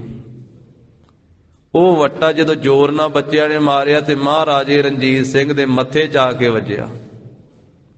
ਮੱਥਾ ਜਿਹੜਾ ਹੈ ਉਹ ਲਾਲ ਕਰਕੇ ਰੱਖ ਦਿੱਤਾ ਵੱਟੇ ਨੇ। ਉਸੇ ਵੇਲੇ ਸਿਪਾਹੀਆਂ ਨੂੰ ਆਖਿਆ ਵੀ ਇਹ ਬੱਚੇ ਜਿਹੜੇ ਵੱਟੇ ਮਾਰ ਰਹੇ ਇਹਨਾਂ ਨੂੰ ਲੈ ਕੇ ਆਓ।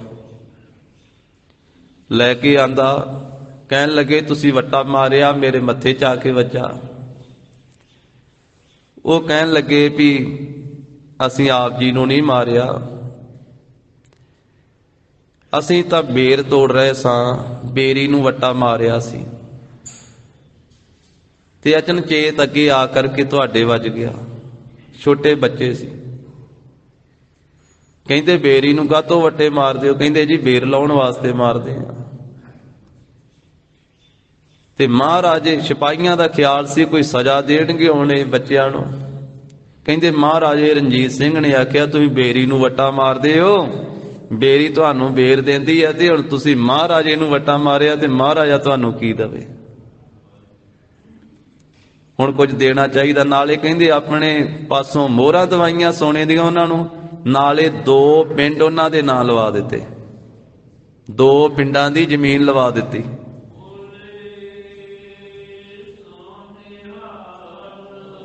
ਸਤਿ ਸ੍ਰੀ ਅਕਾਲ।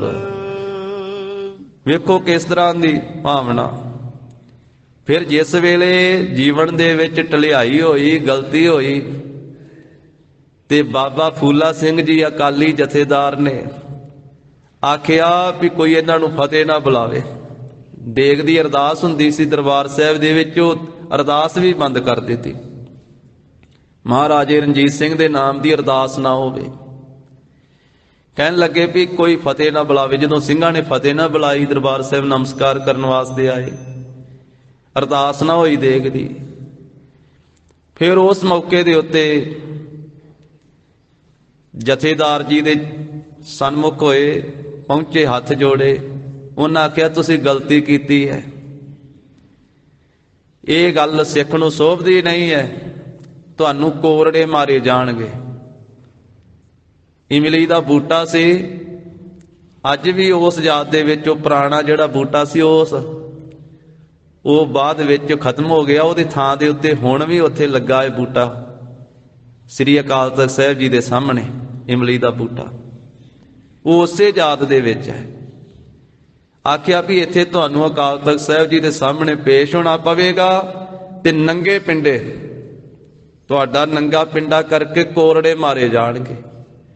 ਕਹਿੰਦੇ ਉੱਥੇ ਆ ਗਏ ਤੇ ਹੱਥ ਜੋੜ ਕੇ ਖਲੋ ਗਏ ਵੀ ਜਥੇਦਾਰ ਸਾਹਿਬ ਮੈਂ ਹਾਜ਼ਰ ਹਾਂ, ਮੇਰੇ ਤੋਂ ਗਲਤੀ ਹੋਈ ਹੈ ਤੇ ਤੁਸੀਂ ਮੈਨੂੰ ਸਜ਼ਾ ਦਿਓ। ਤੇ ਉਸ ਮੌਕੇ ਦੇ ਉੱਤੇ ਜਥੇਦਾਰ ਜੀ ਵੀ ਆ ਗਏ।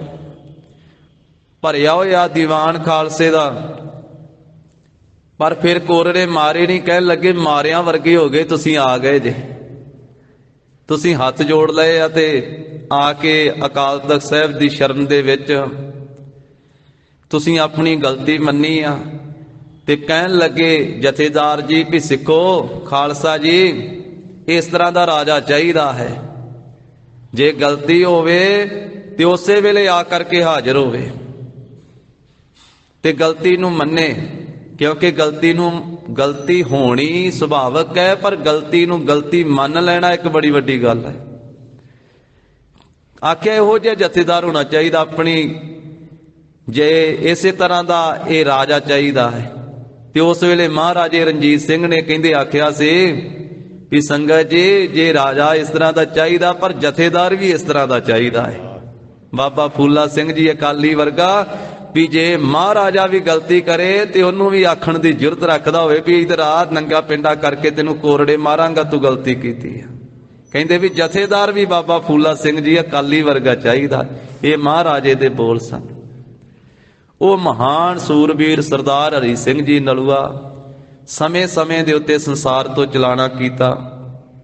ਸਰਦਾਰ ਹਰੀ ਸਿੰਘ ਨਲੂਏ ਨੇ, ਬਾਬਾ ਫੂਲਾ ਸਿੰਘ ਜੀ ਅਕਾਲੀ ਨੇ, ਤੇ ਮਹਾਰਾਜਾ ਰਣਜੀਤ ਸਿੰਘ ਇੱਕ ਵਾਰੀ ਸਖਤ ਬਿਮਾਰ ਹੋ ਗਏ ਸਨ। ਜਿਹੜਾ ਸਰਦਾਰ ਅੱਜ ਦੇ ਦਿਨ ਸ਼ਹੀਦ ਹੋਇਆ ਨਾ, ਅੱਜ ਤੋਂ 176 ਸਾਲ ਪਹਿਲਾਂ, ਸਰਦਾਰ ਸ਼ਾਮ ਸਿੰਘ ਅਟਾਰੀ ਵਾਲੇ, ਸਰਦਾਰ ਸ਼ਾਮ ਸਿੰਘ ਅਟਾਰੀ ਦੇ ਪਿਤਾ ਜੀ ਸਨ ਸਰਦਾਰ ਨਿਹਾਲ ਸਿੰਘ ਜੀ। ਔਰ ਰਿਸ਼ਤੇਦਾਰੀ ਮਹਾਰਾਜੇ ਰਣਜੀਤ ਸਿੰਘ ਦੇ ਨਾਲ। ਸਰਦਾਰ ਨਿਹਾਲ ਸਿੰਘ ਗਏ ਪਤਾ ਲੈਣ ਵਾਸਤੇ ਲਾਹੌਰ। ਮਹਾਰਾਜੇ ਰਣਜੀਤ ਸਿੰਘ ਦਾ ਸਖਤ ਬਿਮਾਰ ਆ, ਮੰਜੇ ਤੇ ਪਏ ਹੋਏ ਆ। ਬੜਾ ਉੱਚਾ ਸੁੱਚਾ ਜੀਵਨ ਸੀ ਸਰਦਾਰ ਨਿਹਾਲ ਸਿੰਘ ਜੀ ਦਾ। ਉਹਨਾਂ ਨੇ ਜਾ ਕਰਕੇ ਕਹਿੰਦੇ ਵੀ ਮੰਜੇ ਤੋਂ ਮਹਾਰਾਜੇ ਦੇ ਉੱਪਰ ਦੀ ਘੁੰਮ ਕਰਕੇ ਤੇ ਸਿਰਹਾਣੇ ਵਾਲੇ ਪਾਸੇ ਖਲੋ ਕੇ ਤੇ ਦਰਬਾਰ ਸਾਹਿਬ ਨੂੰ ਚਿਹਰਾ ਕਰਕੇ ਸੱਚਖੰਡ ਸ੍ਰੀ ਹਰਿਮੰਦਰ ਸਾਹਿਬ ਜੀ ਨੂੰ ਅਰਦਾਸ ਕੀਤੀ। ਸਰਦਾਰ ਨਿਹਾਲ ਸਿੰਘ ਜੀ ਨੇ ਇਤਿਹਾਸ ਵਿੱਚ ਲਿਖਿਆ ਵੀ ਧੰਨ ਗੁਰੂ ਰਾਮਦਾਸ ਸਾਹਿਬ ਜੀ ਮਹਾਰਾਜ, ਜਿਹੜਾ ਰੋਗ ਮਹਾਰਾਜੇ ਰਣਜੀਤ ਸਿੰਘ ਨੂੰ ਲੱਗਾ ਉਹ ਮੇਰੇ ਸਰੀਰ ਨੂੰ ਲਾ ਦਿਓ। ਇਹਨਾਂ ਦੀ ਥਾਂ ਤੇ ਮੈਂ ਬਿਮਾਰ ਹੋ ਜਾਵਾਂ ਤੇ ਇਹਨਾਂ ਨੂੰ ਤੰਦਰੁਸਤ ਕਰ ਦਿਓ। ਇਤਿਹਾਸ ਵਿੱਚ ਲਿਖਿਆ।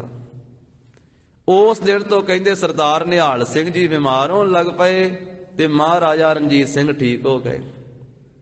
ਮਹਾਰਾਜਾ ਰਣਜੀਤ ਸਿੰਘ ਤੰਦਰੁਸਤ ਹੋ ਜਾਂਦੇ ਆ, ਸਰਦਾਰ ਨਿਹਾਲ ਸਿੰਘ ਚੜ੍ਹਾਈ ਕਰ ਜਾਂਦੇ ਆ।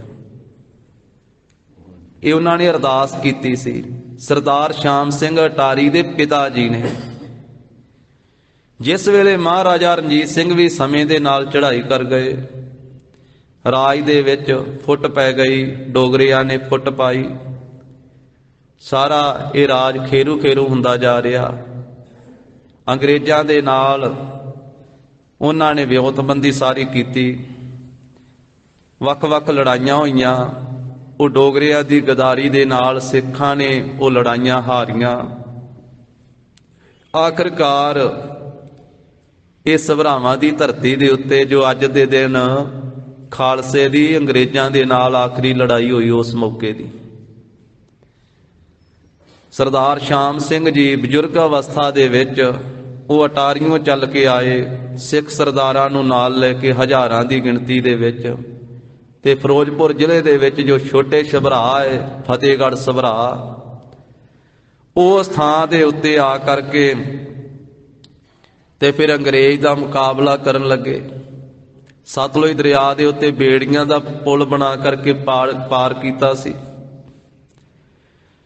ਦਰਿਆ ਰੱਸੇ ਬੰਨੇ ਹੋਏ ਸਨ। ਉਹ ਡੋਗਰੇ ਲਾਲ ਸਿੰਘ, ਧਿਆਨ ਸਿੰਘ ਆਦਿਕ, ਉਹਨਾਂ ਨੇ ਗਦਾਰੀ ਕਰਨੀ। ਜਦੋਂ ਇਹ ਜੰਗ ਹੋਣ ਲੱਗਾ, ਤੋਪਾਂ ਚੱਲਣੀਆਂ, ਬੰਦੂਕਾਂ ਚੱਲਣੀਆਂ ਸੀ ਤੇ ਅਸਲੇ ਦੀ ਥਾਂ ਦੇ ਉੱਤੇ ਸਰੋਂ ਦੀਆਂ ਬੋਰੀਆਂ ਉਹਨਾਂ ਨੇ ਭੇਜ ਦਿੱਤੀਆਂ ਡੋਗਰਿਆਂ ਨੇ। ਬਰੂਦ ਦੀ ਥਾਂ ਦੇ ਉੱਤੇ ਮਿੱਟੀ ਦੀਆਂ ਬੋਰੀਆਂ ਤੇ ਸਰੋਂ ਦੀਆਂ ਬੋਰੀਆਂ ਭਰ ਕੇ ਭੇਜੀਆਂ। ਹੁਣ ਜਿੱਥੇ ਕੰਮ ਬਰੂਦ ਨੇ ਦੇਣਾ, ਉੱਥੇ ਸਰੋਂ ਨੇ ਥੋੜਾ ਦੇਣਾ ਹੈ। ਉੱਥੇ ਮਿੱਟੀ ਦੇ ਨਾਲ ਥੋੜਾ ਬੰਦੂਕਾਂ ਚੱਲਣੀਆਂ। ਜਿਸ ਵੇਲੇ ਵੇਖਿਆ ਤੇ ਵਾਪਸ ਭੱਜ ਗਏ ਤੇ ਜਾਂਦੇ ਹੋਏ ਉਹ ਜਿਹੜਾ ਪੁਲ ਸੀ ਨਾ ਸਤਲੁਜ ਤੇ ਬੇੜੀਆਂ ਦਾ ਬਣਾਇਆ, ਉਹਦੇ ਵੀ ਰੱਸੇ ਵੱਢ ਗਏ, ਪੁਲ ਵੀ ਤੋੜ ਕੇ ਚਲੇ ਗਏ। ਡੋਗਰਿਆਂ ਦੀ ਗਦਾਰੀ। ਪਰ ਸਰਦਾਰ ਸ਼ਾਮ ਸਿੰਘ ਜੀ ਨੇ ਅਟਾਰੀ ਤੋਂ ਤੁਰਨ ਲੱਗਿਆਂ ਅਰਦਾਸ ਇਹ ਕੀਤੀ ਸੀ ਗੁਰੂ ਗ੍ਰੰਥ ਸਾਹਿਬ ਮਹਾਰਾਜ ਜੀ ਦੇ ਅੱਗੇ ਵੀ ਸਤਿਗੁਰੂ, ਜਾਂ ਤੇ ਇਹ ਜੰਗ ਮੈਂ ਜਿੱਤ ਕੇ ਆਵਾਂ ਤੇ ਫਿਰ ਵਾਪਸ ਮੁੜਾਂ, ਤੇ ਜੇ ਹਾਰਾਂ ਤੇ ਉੱਥੇ ਸ਼ਹੀਦੀ ਹੋਵੇ ਮੇਰੀ, ਮੈਂ ਜੰਗ ਜਿੱਤ ਕੇ ਆਵਾਂ। ਅੱਜ ਦੇ ਦਿਨ ਸਾਧ ਸੰਗਤ ਜੀ, ਉਹ ਸੂਰਮੇ ਸਭਰਾਵਾਂ ਦੀ ਧਰਤੀ ਤੇ ਅੰਗਰੇਜ਼ਾਂ ਦੇ ਨਾਲ ਲੜਦਿਆਂ ਹੋਇਆਂ ਹਜ਼ਾਰਾਂ ਸਿੰਘਾਂ ਨੇ ਸਭਰਾਵਾਂ ਦੀ ਧਰਤੀ ਤੇ ਸ਼ਹੀਦੀਆਂ ਪ੍ਰਾਪਤ ਕੀਤੀਆਂ। ਤੇ ਸਰਦਾਰ ਸ਼ਾਮ ਸਿੰਘ ਜੀ ਅਟਾਰੀ ਵਾਲੇ ਸਰਦਾਰ ਨੇ, ਸਰਦਾਰ ਨਿਹਾਲ ਸਿੰਘ ਜੀ ਅਟਾਰੀ ਵਾਲਿਆਂ ਦੇ ਸੁਪੁੱਤਰ ਨੇ। ਅੱਜ ਦੇ ਦਿਹਾੜੇ ਤੇ ਅਨੇਕਾਂ ਅੰਗਰੇਜ਼ਾਂ ਦੇ ਜਾਵਰਾਂ ਦੇ ਆਹੂ ਲਾਹੁਦਿਆਂ ਹੋਇਆਂ ਸਾਡੇ ਸਿੱਖ ਸਰਦਾਰ ਨੇ ਸ਼ਹਾਦਤ ਪ੍ਰਾਪਤ ਕੀਤੀ। ਤੇ ਇਤਿਹਾਸਕਾਰਾਂ ਨੇ ਆਖਿਆ ਵੀ ਸਿੱਖ ਰਾਜ ਦਾ ਆਖਰੀ ਥੰਮ ਸੀ ਸਰਦਾਰ ਸ਼ਾਮ ਸਿੰਘ ਅਟਾਰੀ ਵਾਲਾ, ਉਹ ਵੀ ਸਭਰਾਵਾਂ ਦੀ ਧਰਤੀ ਦੇ ਉੱਤੇ ਡਿੱਗ ਪਿਆ। ਪਰ ਹੱਥ ਦੇ ਵਿੱਚੋਂ ਤਲਵਾਰ ਨਹੀਂ ਡਿੱਗੀ। ਇਤਿਹਾਸਕਾਰ ਲਿਖਦੇ ਹੱਥ ਸੁੱਜ ਗਿਆ ਸੀ ਜੰਗ ਕਰਦਿਆਂ ਕਰਦਿਆਂ। ਸ਼ਹੀਦੀ ਤੋਂ ਬਾਅਦ ਵੀ ਜਿਹੜੀ ਤਲਵਾਰ ਸੀ, ਕਿਰਪਾਨ ਸੀ, ਉਹ ਮੁੱਠ ਦੇ ਵਿੱਚ ਹੀ ਰਹੀ ਸੀ ਸਰਦਾਰ ਸ਼ਾਮ ਸਿੰਘ ਅਟਾਰੀ ਦੇ। ਉਹਨਾਂ ਸੂਰਬੀਰਾਂ ਨੇ ਸਾਧ ਸੰਗਤ ਜੀ ਆਪਣਾ ਖੂਨ ਡੋਲਿਆ। ਸਾਰੇ ਹਿੰਦੁਸਤਾਨ ਦੇ ਉੱਤੇ 200 ਸਾਲ ਅੰਗਰੇਜ਼ ਨੇ ਰਾਜ ਕੀਤਾ। ਤੇ 1846 ਨੂੰ ਜਦੋਂ ਇਹ ਸਭਰਾਵਾਂ ਦੀ ਧਰਤੀ ਤੇ ਸਿੱਖ ਸਰਦਾਰ ਸ਼ਹੀਦੀਆਂ ਪਾਉਂਦੇ, ਉਸ ਤੋਂ ਬਾਅਦ ਪੰਜਾਬ ਦੀ ਧਰਤੀ ਤੇ ਫਿਰ ਅੰਗਰੇਜ਼ ਦਾ ਰਾਜ ਹੋਇਆ। 1846 ਤੋਂ ਲੈ ਕੇ 1947 ਤੱਕ 100 ਸਾਲ। ਤੇ ਅੱਜ ਉਹਨਾਂ ਸ਼ਹੀਦਾਂ ਦਾ ਸ਼ਹੀਦੀ ਦਿਹਾੜਾ ਵੀ ਹੈ। ਵਿਸ਼ੇਸ਼ ਕਰਕੇ ਉਸ ਧਰਤੀ ਤੇ ਸ਼ਹੀਦਾਂ ਦਾ ਸਥਾਨ ਹੈ ਸੋਭਨੀਕ, ਫਤਿਹਗੜ੍ਹ ਸਭਰਾਵਾਂ ਦੇ ਵਿੱਚ, ਜਿੱਥੇ ਉਹਨਾਂ ਸੂਰਬੀਰਾਂ ਨੇ 5000 ਦੇ ਲਗਭਗ, ਇਦੋਂ ਵਧੇਕ ਹੀ ਲਿਖਿਆ ਇਤਿਹਾਸਕਾਰਾਂ ਨੇ, ਸਿੰਘਾਂ ਨੇ ਸ਼ਹੀਦੀਆਂ ਪਾਈਆਂ ਉੱਥੇ। ਤੇ ਸ਼ਹੀਦ ਦੇ ਸੰਬੰਧ ਵਿੱਚ ਐਸਾ ਬਚਨ ਆਉਂਦਾ ਹੈ ਕਿ ਉਹ ਆਪਣਾ ਆਪ ਕੁਰਬਾਨ ਕਰਕੇ, ਆਪਣਾ ਖੂਨ ਡੋਲ ਕਰਕੇ ਆਪਣੀ ਕੌਮ ਨੂੰ ਜ਼ਿੰਦਗੀ ਦਿੰਦੇ ਆ। ਜੇ ਸਾਨੂੰ ਅੱਜ ਜ਼ਿੰਦਗੀ ਹੈ, ਉਹਨਾਂ ਸ਼ਹੀਦਾਂ, ਸੂਰਬੀਰਾਂ, ਬਹਾਦਰਾਂ ਦੀਆਂ ਕੁਰਬਾਨੀਆਂ ਦਾ ਕਰਕੇ ਸਾਨੂੰ ਜ਼ਿੰਦਗੀ ਪ੍ਰਾਪਤ ਹੋਈ ਹੈ, ਸਾਨੂੰ ਜੀਵਨ ਪ੍ਰਾਪਤ ਹੋਇਆ।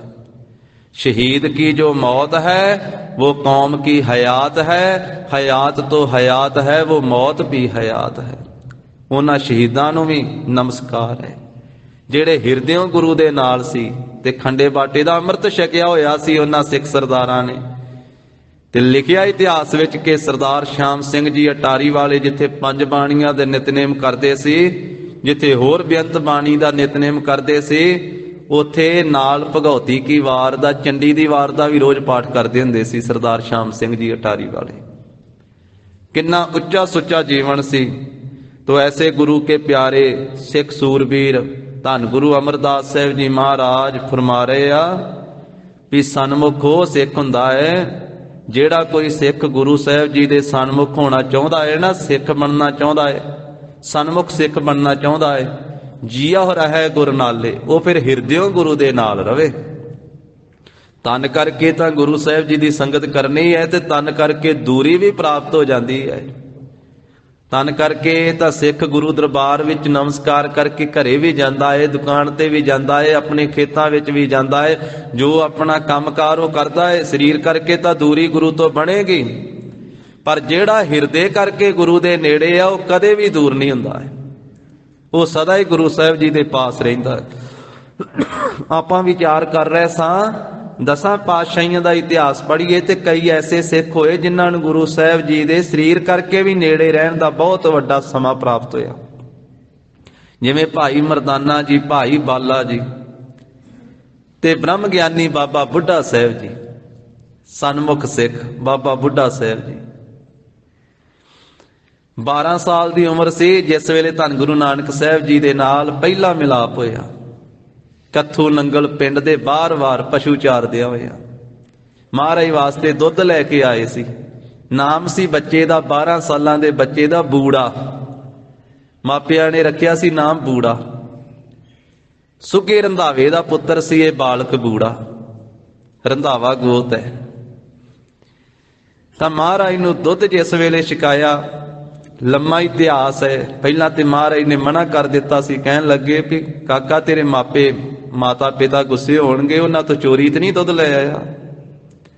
फिर बेनती की महाराज दुध छको, तां सतगुरु जी ने इहदी बेनती प्रवान करके दुध छकिया। होर इन्हें गल्लां बातां कीतियां ते गरीब नवाज साहब जी ने आखिया भी बच्चा बालकिया तेरी उम्र तो छोटी जी पर तेरियां गल्लां बुढ़ियां वालियां। वो ऐसी बख्शिश गुरु साहब जी ने की, ब्रह्म ज्ञानी बना दिता 12 सालां दे बच्चे नूं। 12 सालां दे बच्चे नूं सन्मुख सिख बना दिता, ब्रह्म ज्ञानी बना दिता। भाई बाला जी नाल सी उस वेले। बेनती की महाराज इस बच्चे ने कोई घालना नहीं घाली, कोई जप नहीं कीता, कोई तप नहीं कीता, कोई सेवा नहीं की, कोई जिंदगी च कोई मेहनत मशक्कत नहीं की, ते तुसीं इहनूं ब्रह्म ज्ञान हुणे ही दे दिता थोड़े चिर विच। ये तां जुड़िया है इतिहास विच जिक्र आउंदा। जगत गुरु जी कहन लगे धन गुरु नानक साहिब भाई बाला जी, जे दीवा तैयार होवे ना, विच बत्ती पई होवे, तेल पिया होवे ते उहनूं जगाउणा ही पैंदा है, वो जग पैंदा है, आप भी जगदा है ते रोशनी करदा, होरनां नूं भी जगाउंदा है। महाराज कहंदे इहदा हिरदे दा दीवा पहला ही तैयार सी, इहदा जप तप सारा कुछ होया सी, असीं तैनूं जगाउणा ही सी, जगा दिता है। फिर साध संगत जी वेखो बाबा बुढ़ा साहब जी नाम करके प्रसिद्ध होया बालक बूढ़ा। बाबा बुढ़ा साहब जी ब्रह्म ज्ञानी होए। फिर धन गुरु नानक साहब महाराज की संगत करनी ते फिर 6वें महाराज साहब तीक दूजे पातशाह तो लै करके ਤੇ 6ਵੇਂ ਮਹਾਰਾਜ ਸਾਹਿਬ ਤੱਕ ਗੁਰਿਆਈ ਦਾ ਤਿਲਕ ਬਾਬਾ ਬੁੱਢਾ ਸਾਹਿਬ ਜੀ ਨੇ ਲਾਇਆ। 9ਵੇਂ ਪਾਤਸ਼ਾਹ ਦੇ ਵੀ ਬਚਪਨ ਵਿੱਚ ਦਰਸ਼ਨ ਕੀਤੇ ਤੇ ਬਾਬਾ ਬੁੱਢਾ ਸਾਹਿਬ ਜੀ ਦੇ ਸਰੀਰ ਕਰਕੇ ਹੁੰਦਿਆਂ 7ਵੇਂ ਪਾਤਸ਼ਾਹ ਮਹਾਰਾਜ ਦਾ ਵੀ ਪ੍ਰਕਾਸ਼ ਹੋ ਚੁੱਕਾ ਸੀ। ਜਦੋਂ ਬਾਬਾ ਬੁੱਢਾ ਸਾਹਿਬ ਜੀ ਨੇ ਸਰੀਰ ਤਿਆਗਿਆ ਉਦੋਂ 7ਵੇਂ ਪਾਤਸ਼ਾਹ ਜੀ ਦੀ ਸਰੀਰ ਕਾਰਬਲਾ ਇਤਿਹਾਸ ਕਹਿੰਦਾ 2 ਸਾਲਾਂ ਦੀ ਸੀ। 125 ਸਾਲ ਉਮਰ ਹੋਈ ਜਿਸ ਸਿੱਖ ਦੀ, ਤੇ ਹਰ ਵੇਲੇ ਗੁਰੂ ਸਾਹਿਬ ਜੀ ਦੀ ਆਗਿਆ ਦੇ ਵਿੱਚ ਸਨਮੁਖ ਹੋ ਕਰਕੇ ਰਹੇ, ਹਿਰਦੇ ਕਰਕੇ ਨਾਲ ਰਹੇ ਗੁਰੂ ਸਾਹਿਬ ਜੀ ਦੇ। ਤਾਂ ਗਰੀਬ ਨਵਾਜ਼ ਸਤਿਗੁਰੂ ਅਮਰਦਾਸ ਸਾਹਿਬ ਜੀ ਕਹਿੰਦੇ ਆ, ਭਾਈ ਸਨਮੁਖ ਸਿੱਖ ਉਹ ਹੁੰਦਾ ਹੈ, ਹੋਵੇ ਤਾਂ ਸਨਮੁਖ ਸਿੱਖ ਕੋਈ ਜੀਆ ਹੋ ਰਿਹਾ ਗੁਰ ਨਾਲੇ। ਜਿਹੜਾ ਹਿਰਦਿਓਂ ਗੁਰੂ ਸਾਹਿਬ ਦੇ ਨਾਲ ਰਹਿੰਦਾ ਹੈ ਉਹ ਕੋਈ ਫਿਰ ਸਿੱਖ ਗੁਰੂ ਦਾ ਸਨਮੁਖ ਸਿੱਖ ਹੁੰਦਾ ਹੈ। ਗੁਰ ਕੀ ਚਰਨ ਹਿਰਦੈ ਧਿਆਏ, ਗੁਰੂ ਸਾਹਿਬ ਦੇ ਚਰਨਾਂ ਨੂੰ ਫਿਰ ਉਹ ਹਿਰਦੇ ਦੇ ਵਿੱਚ ਧਿਆਉਣਾ ਕਰੇ। ਜਿਹੜਾ ਸਨਮੁਖ ਹੋਣਾ ਚਾਹੁੰਦਾ ਹੈ ਨਾ, ਹਿਰਦਿਓਂ ਗੁਰੂ ਦੇ ਨਾਲ ਰਵੇ ਤੇ ਹਿਰਦੇ ਦੇ ਵਿੱਚ ਗੁਰੂ ਸਾਹਿਬ ਜੀ ਦੇ ਚਰਨ ਧਿਆਵੇ। ਕਿਤੇ ਵੀ ਬੈਠਾ ਹੋਵੇ ਹਿਰਦੇ ਵਿੱਚ ਗੁਰੂ ਕੇ ਚਰਨਾਂ ਨੂੰ ਵਸਾ ਕੇ ਬੈਠੇ। ਦੇਸ਼ ਵਿੱਚ ਹੈ, ਵਿਦੇਸ਼ ਵਿੱਚ ਹੈ, ਤੇ ਫਿਰ ਉਹ ਦੂਰ ਨਹੀਂ ਰਹਿੰਦਾ ਹੈ, ਉਹ ਗੁਰੂ ਸਾਹਿਬ ਦੇ ਸਾਹਮਣੇ ਹੀ ਰਹਿੰਦਾ ਹੈ, ਉਹ ਸਨਮੁਖ ਹੀ ਰਹਿੰਦਾ ਹੈ। ਭਾਵੇਂ ਸਰੀਰ ਕਰਕੇ ਦੂਰ ਬੈਠਾ ਹੋਇਆ, ਜੇ ਹਿਰਦੇ ਦੇ ਵਿੱਚ ਗੁਰੂ ਕੇ ਚਰਨ ਵਸੇ ਹੋਇਆ ਨਾ, ਫਿਰ ਕਾਬਲ ਵਿੱਚ ਵੀ ਗਿਆ ਹੋਇਆ ਭਾਈ ਗੋਂਦਾ, ਉਹ ਕੀਰਤਪੁਰ ਸਾਹਿਬ ਵਿੱਚ 7ਵੇਂ ਪਾਤਸ਼ਾਹ ਵਾ ਤੇ ਮਹਾਰਾਜ ਸਾਹਿਬ ਦੇ ਸਨਮੁਖ ਹੋਇਆ ਬੈਠਾ ਹੈ। ਜਪਜੀ ਸਾਹਿਬ ਦਾ ਪਾਠ ਕਰਕੇ ਭਾਈ ਗੋਂਦੇ ਨੇ ਕਾਬਲ ਦੇ ਵਿੱਚ ਅੰਮ੍ਰਿਤ ਵੇਲੇ ਤੋਂ ਚੌਂਕੜਾ ਲਾਇਆ ਸੀ। ਸਾਰਾ ਦਿਨ ਲੰਘ ਗਿਆ ਤੇ ਚੌਂਕੜਾ ਨਹੀਂ ਖੁੱਲਾ, ਐਸਾ ਧਿਆਨ ਵਿੱਚ ਜੁੜਿਆ ਸੀ, ਸਮਾਧੀ ਲੱਗੀ ਭਾਈ ਗੋਂਦੇ ਦੀ। ਇਧਰਲੇ ਪਾਸੇ ਸਵੇਰ ਤੋਂ ਅੰਮ੍ਰਿਤ ਵੇਲੇ ਤੋਂ ਦਰਬਾਰ ਵਿੱਚ ਚੌਂਕੜਾ ਲਾ ਕੇ 7ਵੇਂ ਪਾਤਸ਼ਾਹ ਧੰਨ ਗੁਰੂ ਹਰਿਰਾਏ ਸਾਹਿਬ ਜੀ ਕੀਰਤਪੁਰ ਸਾਹਿਬ ਵਿੱਚ ਬੈਠੇ ਆ। ਦੀਵਾਨ ਦੀ ਸਮਾਪਤੀ ਹੋ ਗਈ, ਲੰਗਰ ਦਾ ਸਮਾਂ ਹੋ ਗਿਆ। ਲਾਂਗਰੀ ਸਿੱਖ ਨੇ ਆ ਕੇ ਬੇਨਤੀ ਕੀਤੀ, ਮਹਾਰਾਜ ਸੰਗਤਾਂ ਪੰਗਤਾਂ ਲਾ ਕੇ ਬੈਠੀਆਂ ਵਾ, ਆਪ ਜੀ ਆਓ ਤੇ ਸੰਗਤ ਵਿੱਚ ਸੋਭਨੀਕ ਹੋਵੋ ਤੇ ਪ੍ਰਸ਼ਾਦਾ ਪਾਣੀ ਵਰਤਾਇਆ ਜਾਵੇ। ਮਹਾਰਾਜ ਨੇ ਨਾ ਕੋਈ ਜਵਾਬ ਦਿੱਤਾ ਤੇ ਨਾ ਉੱਠੇ। ਸਮਾਂ ਲੰਘ ਗਿਆ, ਲੰਗਰ ਸ਼ਾਮਾਂ ਦਾ ਵੇਲਾ ਹੋ ਗਿਆ। ਸ਼ਾਮ ਨੂੰ ਉੱਠੇ ਮਹਾਰਾਜ ਸਾਹਿਬ ਜੀ, ਬੇਨਤੀ ਕੀਤੀ, ਮਹਾਰਾਜ ਅੱਜ ਤਾਂ ਸਾਰਾ ਦਿਨ ਹੀ ਲੰਘ ਗਿਆ, ਆਪ ਜੀ ਉੱਠੇ ਹੀ ਨਹੀਂ। ਤੇ ਧੰਨ ਗੁਰੂ ਹਰਿਰਾਏ ਸਾਹਿਬ ਮਹਾਰਾਜ ਕਹਿਣ ਲੱਗੇ ਵੀ ਸਿੱਖੋ ਉੱਠਦੇ ਤੇ ਤਾਂ ਜੇ ਸਿੱਖ ਸਾਡੇ ਚਰਨ ਛੱਡਦਾ। ਤੇ ਮਹਾਰਾਜ ਕਹਿੰਦੇ ਵੀ ਸਾਡੇ ਚਰਨ ਹੀ ਐਸੇ ਫੜੇ ਸਵੇਰ ਦੇ ਸਿੱਖ ਨੇ ਛੱਡੇ ਹੀ ਨਹੀਂ। ਮਹਾਰਾਜ ਤੁਸੀਂ ਤਾਂ ਇਕੱਲੇ ਹੀ ਬੈਠੇ ਸੀ, ਕਿਸੇ ਨੇ ਨਹੀਂ ਚਰਨ ਫੜੇ ਆਪ ਜੀ ਦੇ। ਕਹਿੰਦੇ ਨਹੀਂ, ਸਾਡਾ ਪਿਆਰਾ ਸਿੱਖ ਜਿਹਨੂੰ ਅਸੀਂ ਸਿੱਖੀ ਦਾ ਪ੍ਰਚਾਰ ਕਰਨ ਵਾਸਤੇ ਕਾਬਲ ਵਿੱਚ ਭੇਜਿਆ ਹੈ ਨਾ, ਉਹ ਭਾਈ ਗੋਂਦੇ ਨੇ ਸਵੇਰ ਦੇ ਹੀ ਕਾਬਲ ਵਿੱਚ ਹੀ ਸਾਡੇ ਚਰਨ ਫੜੇ ਹੋਏ ਆ। ਵੇਖੋ, ਸਿੱਖ ਦੇਸ਼ ਵਿੱਚ ਹੋਵੇ ਵਿਦੇਸ਼ ਵਿੱਚ ਹੋਵੇ, ਸਰੀਰ ਕਰਕੇ ਭਾਵੇਂ ਦੂਰੀ ਹੋਵੇ, ਪਰ ਹਿਰਦੇ ਦੇ ਵਿੱਚ ਗੁਰੂ ਕੇ ਚਰਨ ਵਸ ਜਾਣ ਤੇ ਉੱਥੋਂ ਹੀ ਮਹਾਰਾਜ ਦੀ ਨੇੜਤਾ ਪ੍ਰਾਪਤ ਹੋ ਜਾਂਦੀ ਹੈ, ਗੁਰੂ ਸਾਹਿਬ ਜੀ ਦੇ ਪਾਸ ਹੋ ਜਾਂਦਾ ਹੈ। ਉਹ ਦਿਨ ਯਾਦ ਰੱਖਿਆ, ਤਰੀਕ ਯਾਦ ਰੱਖੀ ਸਿੱਖਾਂ ਨੇ। ਜਦੋਂ ਕਾਬਲ ਦੀ ਸੰਗਤ ਆਈ ਸੀ ਉਹਨਾਂ ਤੋਂ ਪੁੱਛਿਆ ਤੇ ਉਹਨਾਂ ਨੇ ਆਖਿਆ ਠੀਕ ਹੀ ਉਸ ਦਿਨ ਭਾਈ ਗੋਂਦਾ ਸਵੇਰ ਤੋਂ ਬੈਠਾ ਸੀ ਤੇ ਸ਼ਾਮ ਤੀਕ ਹੀ ਬੈਠਾ ਰਿਹਾ ਸੀ ਧਰਮਸ਼ਾਲਾ ਦੇ ਵਿੱਚ ਚੌਂਕੜਾ ਲਾ ਕੇ। ਗਰੀਬ ਨਵਾਜ਼ ਸਾਹਿਬ ਕਹਿੰਦੇ ਐਸਾ ਭਾਈ ਜਿਹੜਾ ਕੋਈ ਸਨਮੁਖ ਹੋਣਾ ਚਾਹੁੰਦਾ ਹੈ ਨਾ, ਉਹ ਅੰਦਰੋਂ ਵੀ ਗੁਰੂ ਦੇ ਨਾਲ ਰਵੇ ਤਾਂ ਸਨਮੁਖ ਸਿੱਖ ਹੋ ਸਕਦਾ ਹੈ। ਗੁਰ ਕੇ ਚਰਨ ਹਿਰਦੈ ਧਿਆਏ, ਗੁਰੂ ਕੇ ਚਰਨਾਂ ਨੂੰ ਹਿਰਦੇ ਵਿੱਚ ਧਿਆਉਣਾ ਕਰੇ। ਤੇ ਚਰਨ ਕਿਹੜੇ ਹਨ? ਨਾਮ ਨੂੰ ਚਰਨ ਆਖਿਆ ਸਾਧ ਸੰਗਤ ਜੀ। ਹੁਣ ਗੁਰੂ ਸਾਹਿਬ ਜੀ ਦਾ ਸਰੂਪ, ਗੁਰੂ ਸਾਹਿਬ ਜੀ ਦੀ ਦੇਹ ਸ਼ਬਦ ਹੈ। 10 ਜਾਮਿਆਂ ਤੋਂ ਬਾਅਦ ਮਹਾਰਾਜ ਸਾਹਿਬ ਜੀ ਨੇ ਸ਼ਬਦ ਨੂੰ ਗੁਰਤਾ ਗੱਦੀ ਦਿੱਤੀ ਹੈ ਧੰਨ ਗੁਰੂ ਗ੍ਰੰਥ ਸਾਹਿਬ ਮਹਾਰਾਜ ਜੀ ਨੂੰ। ਆਗਿਆ ਭਈ ਅਕਾਲ ਕੀ ਤਬੈ ਚਲਾਇਓ ਪੰਥ, ਸਭ ਸਿੱਖਣ ਕੋ ਹੁਕਮ ਹੈ ਗੁਰੂ ਮਾਨਿਓ ਗ੍ਰੰਥ। ਗੁਰੂ ਗ੍ਰੰਥ ਜੀ ਮਾਨਿਓ ਪ੍ਰਗਟ ਗੁਰਾਂ ਕੀ ਦੇਹ, ਜੋ ਪ੍ਰਭ ਕੋ ਮਿਲਬੋ ਚਾਹੇ ਖੋਜ ਸ਼ਬਦ ਮੈਂ ਲੇਹ। ਹੁਣ ਪ੍ਰਗਟ ਗੁਰਾਂ ਕੀ ਦੇਹ ਸ਼ਬਦ ਹੈ। ਜਦੋਂ ਸਰੀਰ ਸ਼ਬਦ ਹੈ, ਧੰਨ ਗੁਰੂ ਗ੍ਰੰਥ ਸਾਹਿਬ ਜੀ ਮਹਾਰਾਜ ਹਨ, ਫਿਰ ਸੀਸ ਵੀ ਸ਼ਬਦ ਹੀ ਹੈ ਤੇ ਚਰਨ ਵੀ ਸ਼ਬਦ ਹੀ ਹੈ। ਸਾਧ ਸੰਗਤ ਜੀ, ਸਾਰੀ ਦੇਹ ਸ਼ਬਦ ਹੈ ਨਾ। ਤੇ ਮਹਾਰਾਜ ਸਾਹਿਬ ਨੇ ਆਖਿਆ ਸ਼ਬਦ ਨੂੰ ਹਿਰਦੇ ਵਿੱਚ ਵਸਾਉਣਾ ਹੀ ਗੁਰ ਕੇ ਚਰਨ ਹਿਰਦੈ ਧਿਆਏ। ਇਹ ਚਰਨਾਂ ਨੂੰ ਹਿਰਦੇ ਵਿੱਚ ਧਿਆਉਣਾ ਹੈ। ਹਿਰਦੈ ਚਰਨ ਸ਼ਬਦ ਸਤਿਗੁਰ ਕੋ ਨਾਨਕ ਬਾਂਧਿਓ ਪਾਲ। ਇਹੀ ਗੁਰੂ ਕੇ ਚਰਨ। ਤੇ ਜਾਪ ਸਾਹਿਬ ਆਪਾਂ ਪੜ੍ਹਦੇ ਆ, ਜਾਪ ਸਾਹਿਬ 'ਚ ਧੰਨ ਗੁਰੂ ਗੋਬਿੰਦ ਸਿੰਘ ਮਹਾਰਾਜ ਸਾਹਿਬ ਜੀ ਨੇ ਆਖਿਆ, ਚਿੱਤ ਚਰਨ ਨਾਮ। ਜੋ ਨਾਮ ਨੂੰ ਚਿੱਤ ਵਿੱਚ ਚੇਤੇ ਕਰਨਾ ਹੈ, ਨਾਮ ਨੂੰ ਚਿੱਤ ਵਿੱਚ ਵਸਾਉਣਾ, ਹਿਰਦੇ 'ਚ ਵਸਾਉਣਾ ਹੈ, ਇਹ ਗੁਰੂ ਕੇ ਚਰਨਾਂ ਨੂੰ ਹਿਰਦੇ ਵਿੱਚ ਵਸਾਉਣਾ ਹੈ ਭਾਈ। ਤੇ ਸਨਮੁਖ ਸਿੱਖ ਉਹੀ ਹੈ ਜਿਹੜਾ ਗੁਰੂ ਸਾਹਿਬ ਜੀ ਦੇ ਚਰਨਾਂ ਨੂੰ ਆਪਣੇ ਹਿਰਦੇ ਵਿੱਚ ਧਿਆਉਂਦਾ ਹੈ, ਧਿਆਨ ਕਰਦਾ ਹੈ।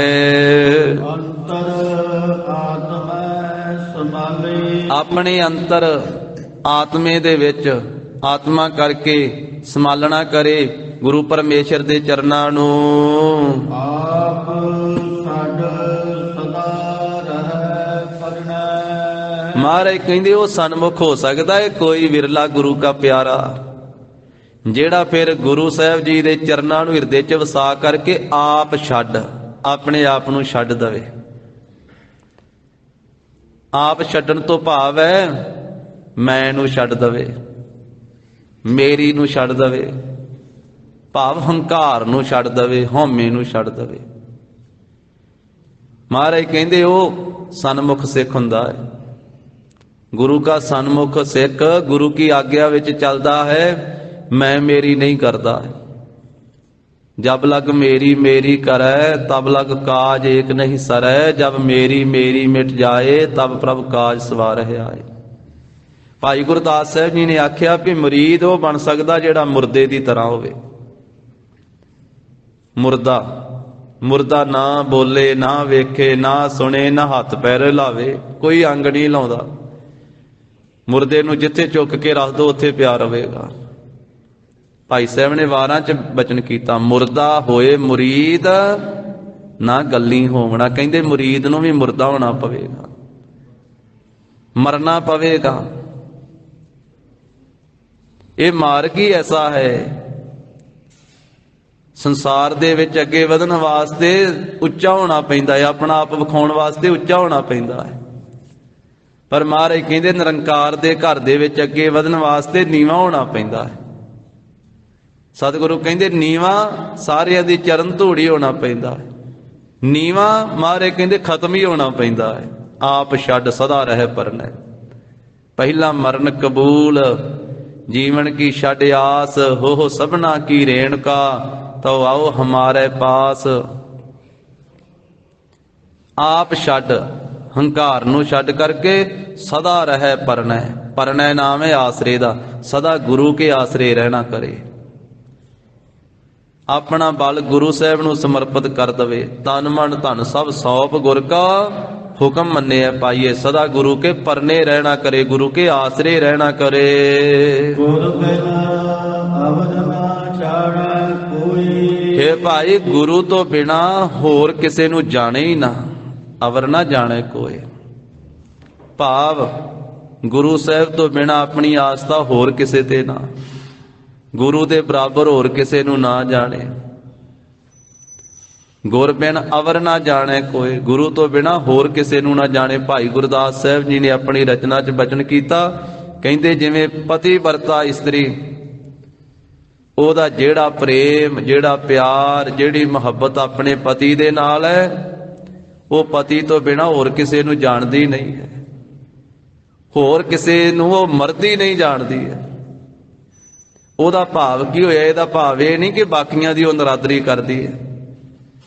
ਉਹਦਾ ਜਿਹੜਾ ਪ੍ਰੇਮ ਹੈ ਉਹ ਆਪਣੀ ਪਤੀ ਦੇ ਨਾਲ ਹੈ। ਬਾਕੀਆਂ ਦਾ ਰਿਸ਼ਤਾ ਜਿਹੜਾ ਉਹ ਬਾਕੀ ਹੈ। ਕੋਈ ਚਾਚਾ ਹੈ, ਕੋਈ ਤਾਇਆ ਹੈ, ਕੋਈ ਮਾਮਾ ਹੈ, ਕੋਈ ਭੈਣ ਭਰਾ ਹੈ, ਕੋਈ ਕੁਝ ਰਿਸ਼ਤਾ ਹੈ, ਪਰ ਪਤੀ ਇੱਕੋ ਹੀ ਹੈ। ਖਸਮ ਇੱਕ ਹੀ ਹੈ, ਮਾਲਕ ਇੱਕ ਹੀ ਹੈ, ਗੁਰੂ ਇੱਕੋ ਹੀ ਹੈ। ਗੁਰ ਬਿਨ ਅਵਰ ਨਾ ਜਾਣੇ ਕੋਈ। ਗੁਰੂ ਤੋਂ ਬਿਨਾ ਗੁਰੂ ਵਰਗਾ ਕੋਈ ਹੋਰ ਕੋਈ ਨਹੀਂ ਜਾਣਦਾ ਹੈ। ਇਸ ਕਰਕੇ ਉਹ ਸਿੱਖ ਦੇ ਮੁਖ ਵਿੱਚੋਂ ਇਹ ਬਚਨ ਨਿਕਲਦਾ ਹੈ, ਗੁਰੂ ਗੁਰੂ ਗੁਰ ਕਰ ਮਨ ਮੋਰ, ਗੁਰੂ ਬਿਨਾ ਮੈਂ ਨਾਹੀ ਹੋਰ। ਗੁਰ ਕੀ ਟੇਕ ਰਹੋ ਦਿਨ ਰਾਤ, ਜਾ ਕੀ ਕੋਏ ਨਾ ਮੇਟੈ ਦਾਤ। ਉਹ ਕਹਿੰਦਾ ਹੈ ਵੀ ਜੈਸਾ ਤੂੰ ਤੈਸਾ ਤੁਹੇ, ਕਿਆ ਉਪਮਾ ਦੀਜੈ। ਤੇਰਾ ਸ਼ਰੀਕ ਕੋ ਨਾਹੀ, ਜਿਸਨੂੰ ਲਵੈ ਲਾਏ ਸੁਣਾਇਆ। ਭੱਲੇ ਅਮਰਦਾਸ ਗੁਣ ਤੇਰੇ, ਤੇਰੀ ਉਪਮਾ ਤੋਹੇ ਬਣ ਆਵੇ। ਇਹਦਾ ਭਾਵ ਇਹ ਨਹੀਂ ਕਿ ਗੁਰੂ ਕੇ ਸਿੱਖਾਂ ਦਾ ਉਹ ਨਿਰਾਦਰ ਕਰਦਾ ਹੈ। गुरु के सिखां दा सत्कार करदा है, गुरु के महापुरखां दा, गुरु के साधुआं संतां दा वो सत्कार करदा है सिख। पर गुरु तो बिना होर किसे नूं वो सज्जे खब्बे कोई देवी देवता, कोई कवर मड़ी मट होर किसे नूं नहीं जानदा है। ਗੁਰ ਬਿਨ ਅਵਰ ਨਾ ਜਾਣੈ ਕੋਈ, ਕਹਿ ਨਾਨਕ ਸੁਣੋ ਸੰਤੋ। ਕਹਿੰਦੇ ਹਨ ਧੰਨ ਸ੍ਰੀ ਗੁਰੂ ਅਮਰਦਾਸ ਸਾਹਿਬ ਜੀ ਮਹਾਰਾਜ ਕਿ ਹੇ ਸੰਤ ਜਨੋ ਸੁਣੋ, ਸ਼ਾਂਤ ਪੁਰਖੋ, ਸ਼ਾਂਤ ਆਤਮਾ, ਸੰਤ ਜਨੋ, ਧਰਮ ਦੇ ਮਾਰਗ ਦੇ ਪਾਂਧਿਓ, ਸੁਣਨਾ ਕਰੋ। ਸੋ ਸਿੱਖ ਸਨਮੁਖ ਹੋਏ। ਉਹ ਸਿੱਖ ਸਨਮੁਖ ਸਿੱਖ ਹੁੰਦਾ ਹੈ ਜਿਹੜਾ ਗੁਰੂ ਸਾਹਿਬ ਤੋਂ ਬਿਨਾਂ ਹੋਰ ਕਿਸੇ ਨੂੰ ਨਹੀਂ ਜਾਣਦਾ, ਗੁਰੂ ਕੇ ਆਸਰੇ ਰਹਿੰਦਾ ਹੈ, ਹੰਕਾਰ ਛੱਡਦਾ ਹੈ, ਹਿਰਦਿਓਂ ਗੁਰੂ ਸਾਹਿਬ ਜੀ ਦੇ ਨਾਲ ਜੁੜਿਆ ਰਹਿੰਦਾ ਹੈ, ਤਨ ਦੇ ਉੱਤੇ ਵੀ ਗੁਰੂ ਕੀ ਦਸੀ ਰਹਿਤ ਰੱਖਦਾ ਹੈ ਤੇ ਮਨ ਦੇ ਵਿੱਚ ਵੀ ਗੁਰੂ ਦਾ ਸ਼ਬਦ ਵਸਾਉਂਦਾ ਹੈ। ਸੋ ਸਿੱਖ ਸਖਾ ਬੰਧ ਪਹਿ ਭਾਈ, ਜੇ ਗੁਰ ਕੇ ਭਾਣੇ ਵਿੱਚ ਆਵੇ, ਆਪਣੇ ਭਾਣੇ ਜੋ ਚੱਲੇ ਭਾਈ, ਵਿਛੜ ਚੋਟਾਂ ਖਾਵੇ।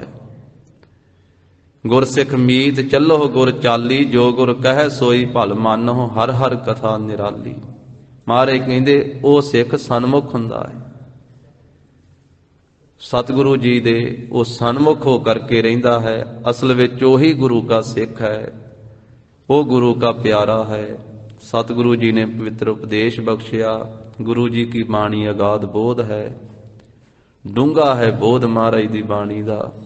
ਵਿਚਾਰ ਕਰਦਿਆਂ ਭੁੱਲਾਂ ਹੋਣੀਆਂ ਸੁਭਾਵਿਕ ਹਨ, ਹੋਈਆਂ ਭੁੱਲਾਂ ਚੁੱਕਾਂ ਦੀ ਸਤਿਗੁਰੂ ਜੀ ਗੁਰ ਸੰਗਤ ਜੀ ਖਿਮਾ ਦੇਣੀ। ਦੇਹੋ ਸੱਜਣ ਅਸੀਸੜੀਆਂ, ਜਿਉ ਹੋਵੇ ਸਾਹਿਬ ਸਿਉ ਮੇਲ। ਆਪ ਛੱਡ ਸਦਾ ਰਹਿ ਪਰਣੈ, ਗੁਰ ਬਿਨ ਅਵਰ ਨਾ ਜਾਣੈ ਕੋਏ, ਕਹੈ ਨਾਨਕ ਸੁਣੋ ਸੰਤੋ, ਸੋ ਸਿੱਖ ਸਨਮੁਖ ਹੋਏ। ਵਾਹਿਗੁਰੂ ਜੀ ਕਾ ਖਾਲਸਾ, ਵਾਹਿਗੁਰੂ ਜੀ ਕੀ ਫਤਿਹ।